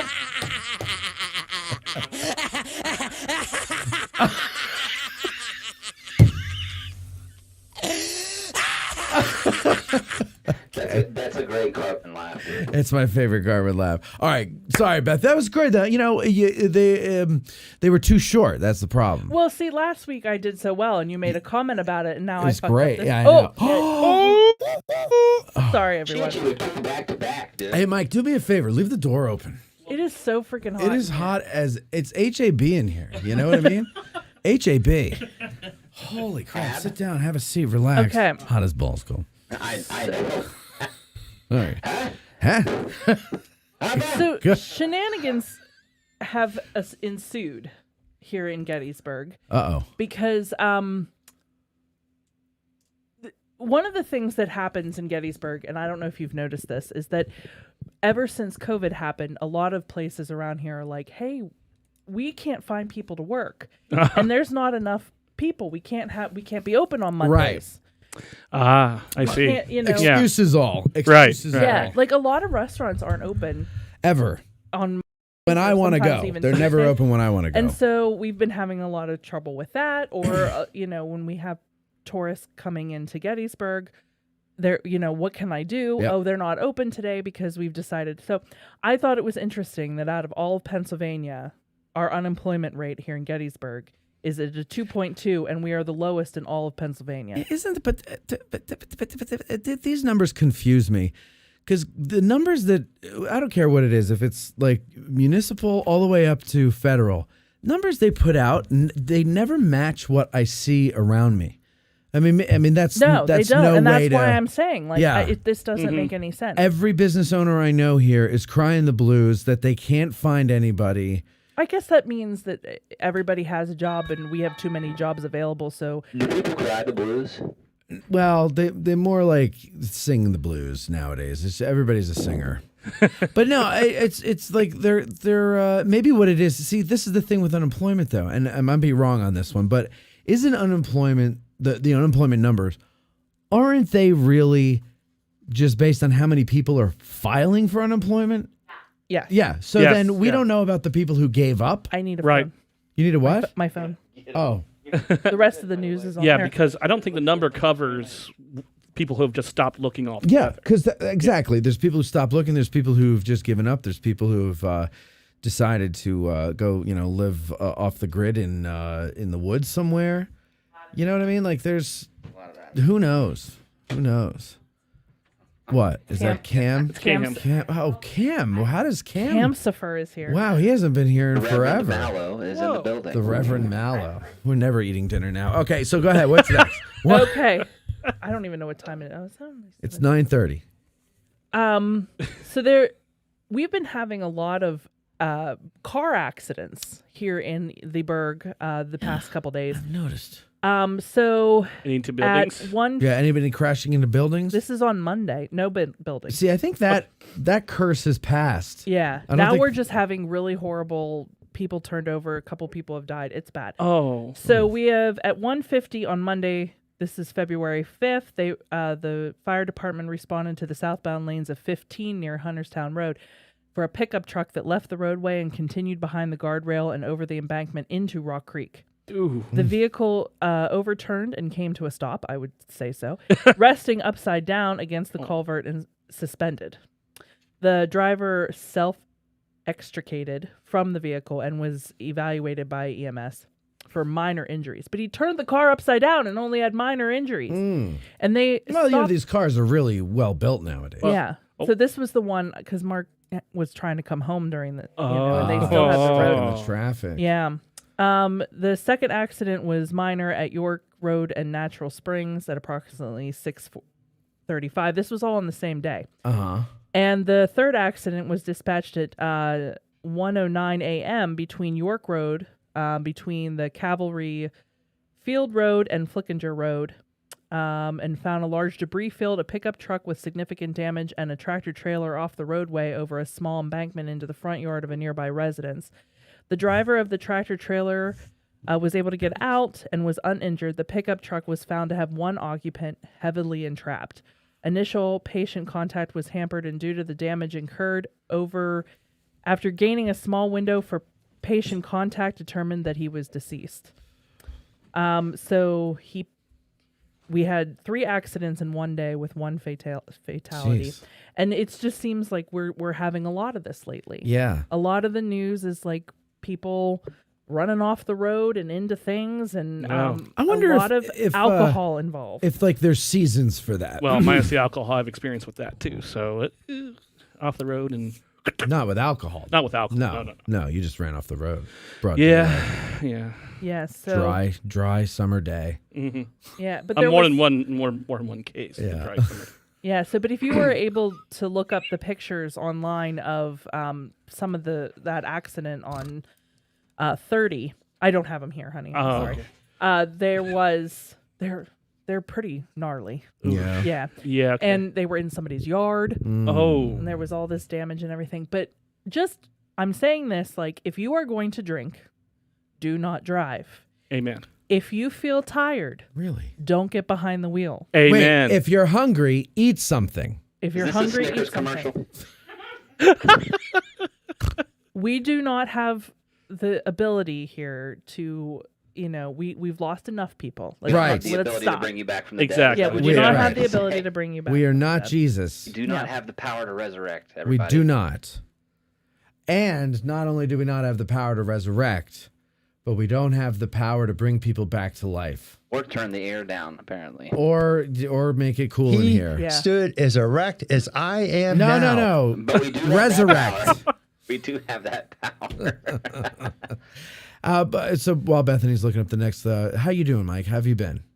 I'm okay. As Good. we talk about accidents. Sorry. Yeah, I know. Oh, yeah, yeah. I didn't mean to PSP. There should be a whiteboard here. How many days since I've been injured? How many? He literally tripped over the doorway when I did. When I opened the door. I When didn't you came in? Yeah, but I didn't hurt I still myself. think we give him a big ball to put him inside of.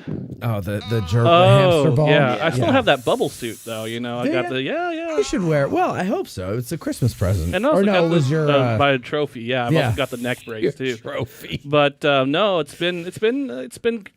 I'm still kind of looking for work as well. So look at that. Hey. Gettysburg is hiring. There you go. There you All the go. way You around. just Look get at a that. job at one of the restaurants that can't find When are anybody. they going to let you take the test here, man? When are they going to open up the guy exam It looks for like you? Well, December. We know that the licensed battlefield guides are actually giving their academy right now. Right. So that's a really good Is that what they indicator. call it, academy? Yeah, academy's like 12 classes that they're hosting. And I'm going to say December. December, I would say probably early. And that's what maybe everybody's saying. Early or mid. But I had a conversation about this today with a guide, and he says everybody's assuming December, but they haven't named a date yet. It could be October, could be September, could be bless you, November, could be Augusta. Well, until they actually announce, it could We be don't any know. date. It could That's be his next point. year. It could be anything. Yeah. This is his point, Michael. Did you get this from Matt Atkinson? No, Oh. somebody who knows what he's talking about. Oh. All right, what I also want to announce that the Destination Gettysburg has launched their pour tour for this year. Oh. If you've not done this, it is really cool. I don't even drink, and I went on it because you can. First of all, it just kind of shows you the different beautiful spaces in Adams County, York County, and Lancaster County where there's are a lot of wineries really and things like great, beautiful places to get drunk in this county. I'll Yes. tell you. But It's true. Adams County Winery yeah, is a That- beautiful places are afternoon beautiful. up there. That's Yeah. true. Yes. And they have a passport thing now, so you can get stamped at each one of the places. And Right. They've had that for a while. Yeah, but I think it's kind of a different version. You know, now. so a while I think ago- it's like the online version now. A while ago, somebody, and this is when we first started addressing Gettysburg, somebody, was much younger, like in his 20s, and he'd come along, and he liked to drink. And so I remember he was all happy that he got me a pour tour passport, and I was like, who the hell do you think I am? Like, what I'm gonna go. What am I gonna go? I'm gonna go drink. I'm not an alcoholic. You're the alcoholic. It's not an alcohol. I mean, yes. No. you can For drink him, there. it was. This was not like. Again, He's Mark and cleaned I up don't. his act since yeah, then. Mark He's and a I don't lovely drink. person. So it was a lot of Wasn't you, Cole? camaraderie, like going out to see these places and how beautiful they are. No, that's true. That would be the best part of it. Right. is just You going don't and have to be seeing- an Yeah. alcoholic. all No, that, of course not. I was just saying. And if you need a designated driver, call me and I will Right. take you around. No, it's best to not. If you do have a drinking problem, it's not good to. If you need a driver, don't call me. Don't call Colby. Don't call Colby. That's right. Chances are I probably need one too. That's right. All right, what's next? Destination Gettysburg also named 2 new board members. Robbie Williams. Scooter Williams. We were just talking about, and Andrew Dalton are Andy D. Board members of the Destination Gettysburg. So that is pretty cool because Say my name. that gives history museums, a presence on Destination Gettysburg. That's goddamn right. You got it right, Colby. All right. Now, events. Events. The park is pretty much, again, the only real game in town. Yeah. So this weekend on Saturday, they have another sensory-friendly day. So there will be a lights up in the cyclorama, as well as hands-on history carts and other, the music will be turned off, and it gives you a chance to see inside the museum without all the sound bleed. Yes. Yeah, that's not. I might do that just for my own. Yeah, so that's from 9 to 11 on Saturday. So what's By the the way, what's the cost for that? Is It's there free. a cost for it? It's free. There you go. Free. By the way, free. on that note, yesterday Chris Gwynn came in and did a little Yes, he update did. episode. I was so watching you. you can also see that on YouTube or listen to it anywhere you find Addressing Gettysburg on podcast feeds or I had to- apps. I had to razz him a little bit because I said, you started to get very philosophical as you talked. And like his voice would go down when he was trying to be professional. And he's like, Matt has an audio tuner thing on there. And I'm like, no, that was you. I do. I not. love you with all my heart and soul, but that was Now, you. is Raz any way related to this new phrase I keep seeing, Riz? What? This? Have you seen this? What on is YouTube? that? I don't know. It's that term all the kids are using now. That's No, what the kids are You've using. never heard the term being razzed by someone? Yeah, Raz. Razzed, but is that related to Riz? Well, I don't know No. what Riz is. No, you might be no. cursed. You might be saying something dirty. Yeah, we what don't if you're know. saying I don't something know. horrible? Yeah. Yeah. It doesn't spell Moving. like. Pardon my. On Saturday. his men elegantly. So at also on Saturday is again the children's reading adventures. February 10th. The book is Stolen Words by Melanie Florence. Stolen words. What is that? Huh. I don't know what it's about, but it's by Melanie. Go ahead. I'll Florence. Google it. Okay. And then also Bonfire. Of course we have at 1:30 on Saturday and just on Saturday this week. Ooh. The winter lectures. So this week we have biology on the battlefield, natural resource management at a historic and cultural park. And as Chris brought up in your little talk yesterday, this is, if you're going to be a guide, this is a good thing to listen to. This is a fascinating topic, right? It is. I'm because sorry. What was it? It was then biology on the battlefield. Oh, yeah. Because this is looking at the park from a whole new perspective. Yeah, exactly. And it gives you the chance to kind of, pay our good money to come to this show. like when people come on your tour as a guide, they ask you questions like this. Yeah, if they're And this interested in gives that you type of thing. Yeah, exactly. The way to answer those Is questions. that a fern? Yeah. She just muscles through, dude. You gotta Well, train I've got She's you. good. I've got you. If Thank they're not you. paying attention, Thank I've you. got you right here. Yes. Mike, you're so Who's sweet. not paying attention? You're such a sweet human. What? Where are we? Also, on Sunday, I'm just putting it out there, there is no winter lecture on Sunday. Oh, that's this Sunday. Yes, Yes. because of the Oh, Super Bowl. Sunday off, Cindy. Sunday off. Woohoo! Because of the Super Bowl. It's a 6-day week for me, ladies and gentlemen. Anyway, Yeah. Okay. What else? so I'm starting to get hungry. I know. I have one last thing, and this is Blood just me sugar is being low. You should eat a Snickers. What? So- You should eat a Snickers. Oh, it As I really mentioned- Craving when satisfies. you're hungry. As I mentioned last week, Go ahead. there's going to be a big Love is on the Square Love's on event Square. where they're going to Yep. do renewal of a vow for the you Right. can come and Mayor Rita Oh. Freeling will be there. Renew She can your renew it. You have to vows. already be married.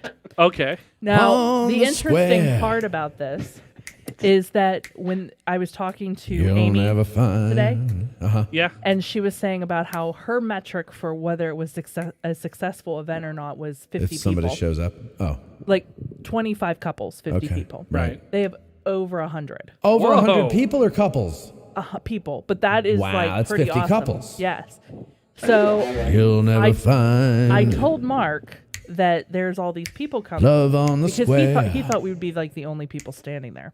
And I was like, I think there's going to be a lot of people. So there might be a Bethany and Mark sighting at the vow. Are you going to renew your vows? Yeah. Wow. Wow. So that's with that exciting. in mind, and Valentine's Day being next week, But before I will see you again, I decided to do a little look back into the history archive, into the Gettysburg newspapers about Valentine's Day. I love it. I love it. And I have the appropriate music in the background for this right here. Hold on. Let me know when you're ready. Okay. So. I can't. You do your Boys to Men cover. So, a little bit of history about Valentine's Day. Okay. Valentine's Day cards in the United States began to be constructed and sold by a Miss Esther A. Howland of Worcester, Massachusetts. So she's the one we have to thank. In 1847. Uh-huh. She Dig began her up. selling commercially in 1850s. Great. And up until this point, handwritten notes were passed between paramours, but a solid Valentine card was only available as an import from Europe. Whoa, all right. Cards could include ribbons, artistic illustrations, hidden doors, gilded lace, and interior envelopes that could hold more secret messages, locks of hair, or even engagement rings. Ooh, scandalous. I know. So I printed out a picture of one of her originals. Oh, wow. Pretty gaudy. Look at that. Yeah, it is gaudy. Lots going on there, right there. Yeah. It's terrible. And if you want to do yourselves a favor, I didn't print any because some of them are kind of raunchy. Go online. Go online and look up Victorian vinegar Valentines. And it was basically a way to, during the Victorian era, to send a Valentine's Day card to somebody who you didn't like. Ooh. And it told, the messages were like, stay away from me, but in rhyme. Right. I like that. But from the newspaper. So it's like an anti-love song. From the Gettysburg compiler on February 9th, 1863. So pre-battle. It says Valentine's in big letters. Hate you so. And then the article is, our enterprising neighbor, Mr. E.H. Minnick, informs us that he is just opening a very large stock of comic and sentimental Valentines for the accommodation of the public who always wish to have something of the kind ready for St. Valentine's Day. And those who happen to not have their thoughts run in that way will find every other kind of good things ready for their tastes. Give him a call. Why did I bother going on a second date with you? So,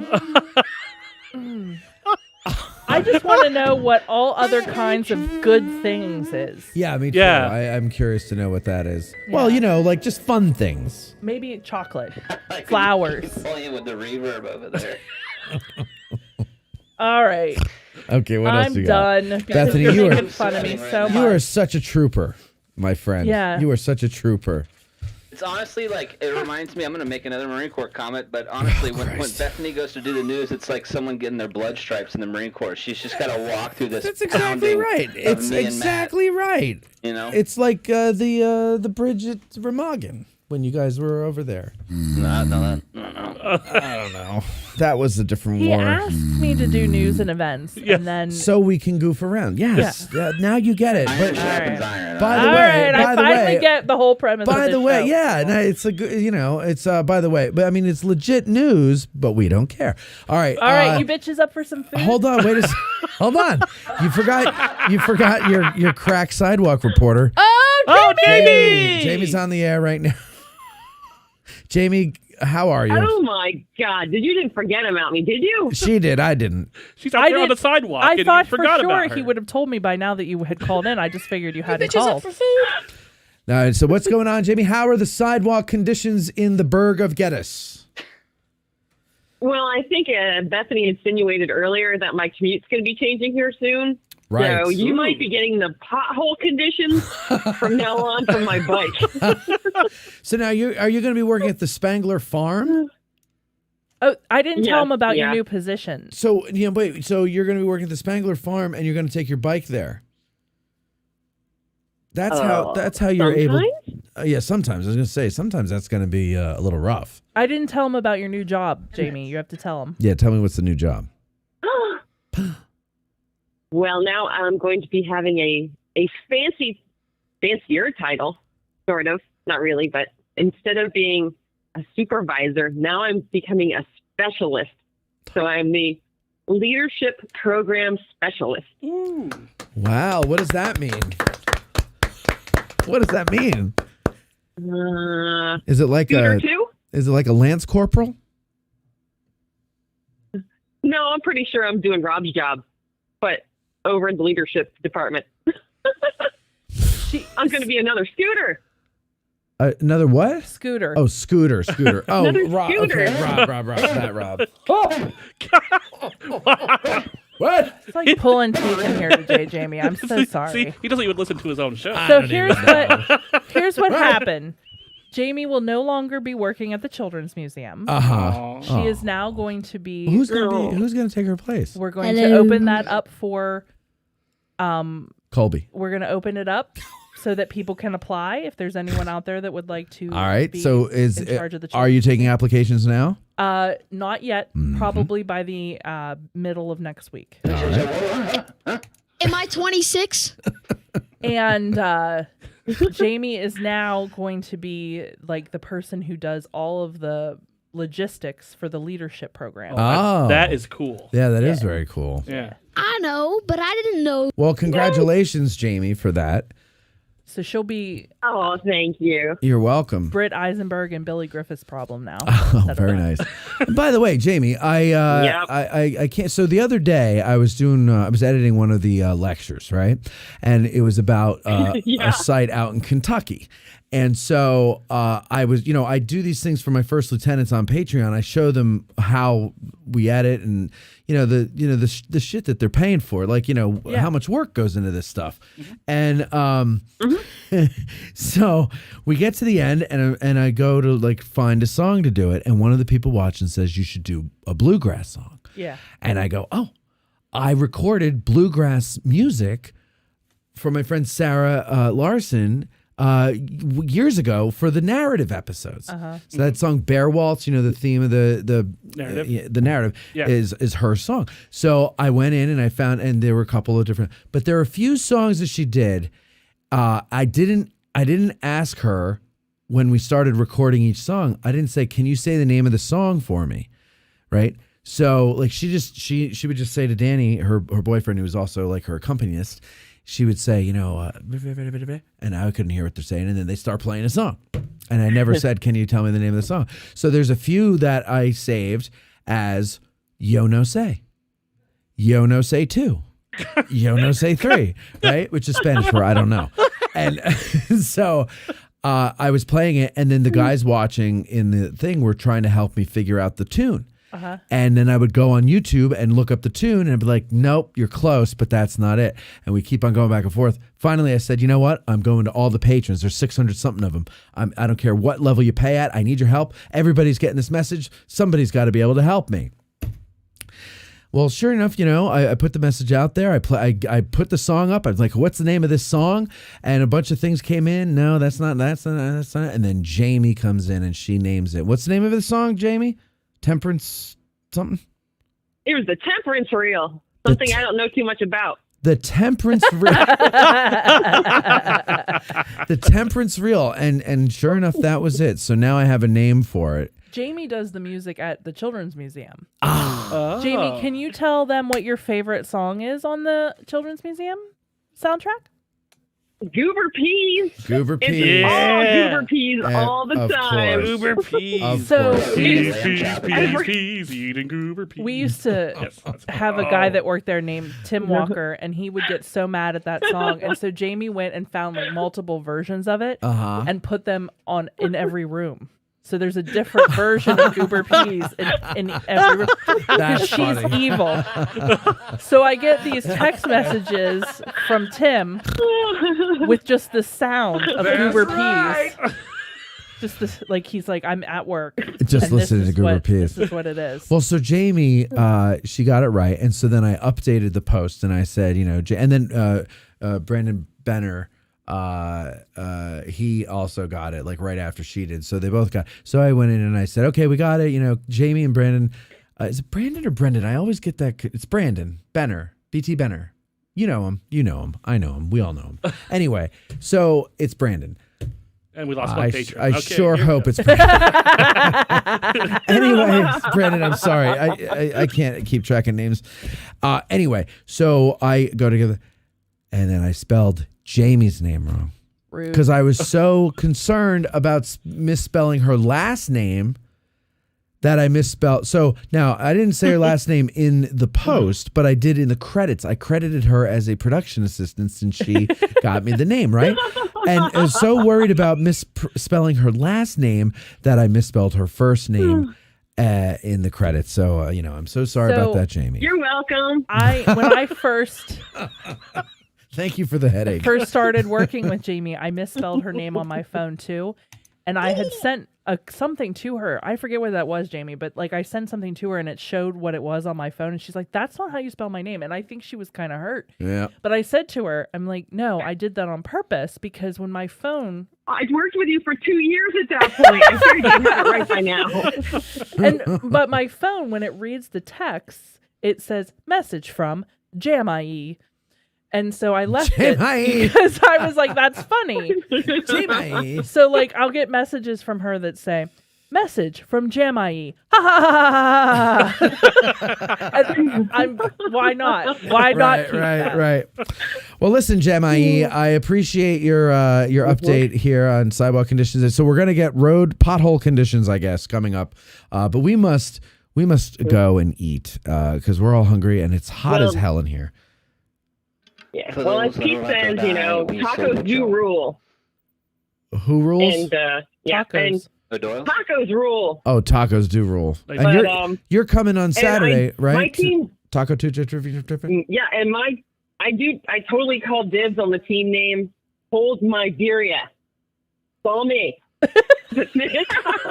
Taking that one. Okay, you can have it. So. But anyway, for sidewalk conditions, because I do have to give you at least one. Okay. When you are up there for your taco trivia night, look down along the sidewalk, along in front of the Schmucker Hall. Yeah. And keep an eye out for those leaf impressions that are in the sidewalks. Leaf impressions? Yeah, they didn't, when they made the sidewalk. Yeah. There were leaves in it. Interesting. Can't a leaf fall into it. You're kidding. So, I walk that road a lot. So, hey, you want some sidewalk conditions, there you go. This is the one leading from Hayes Street up to the seminary? Is that the side? No, from Mary Thompson's house from the end of the road all the way over to Springs Avenue. Yeah. Well, there you go. So people, when you go walking through the seminary up on Seminary Ridge there on the sidewalk, look for the leaf impressions. See, I like that, Jamie. That's a good. Jamie. That's a good.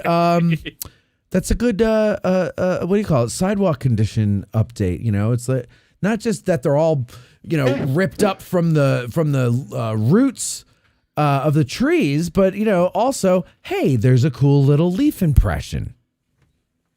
I like that, Jamie. I think he needs to eat. He's Yeah. Love you, Jamie. Thank you. Thanks, James.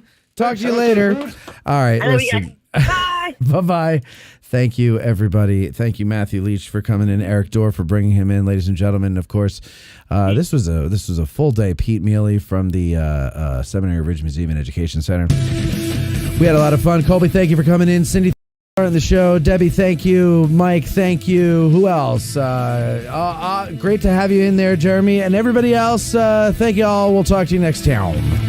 AG Today's opening theme is written and performed by Colin Southfield and the Mushroom Country Band. Bumper music is arranged and performed by Billy Webster and sometimes Kevin MacLeod. AG Today is produced by Matt Cowlery, Bethany Yingling, Debbie Jones, and Cindy Compton. Engineered by Colby Sumner and maybe sometimes someone else. Guest accommodations are provided by the guests themselves. We'll need a couple thousand patrons to be able to put people up in hotels. Speaking of patrons, maybe you'd like to become one.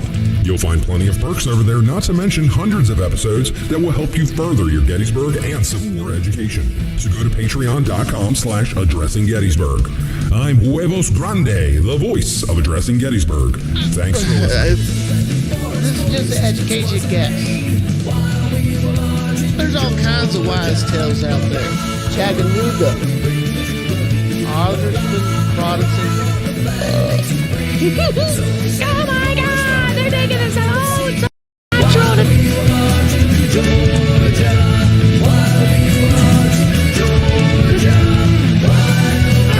This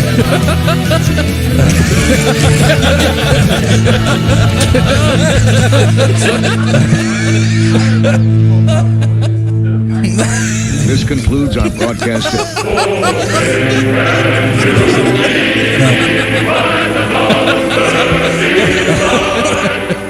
I do what I can. And if we don't, we'll make it up.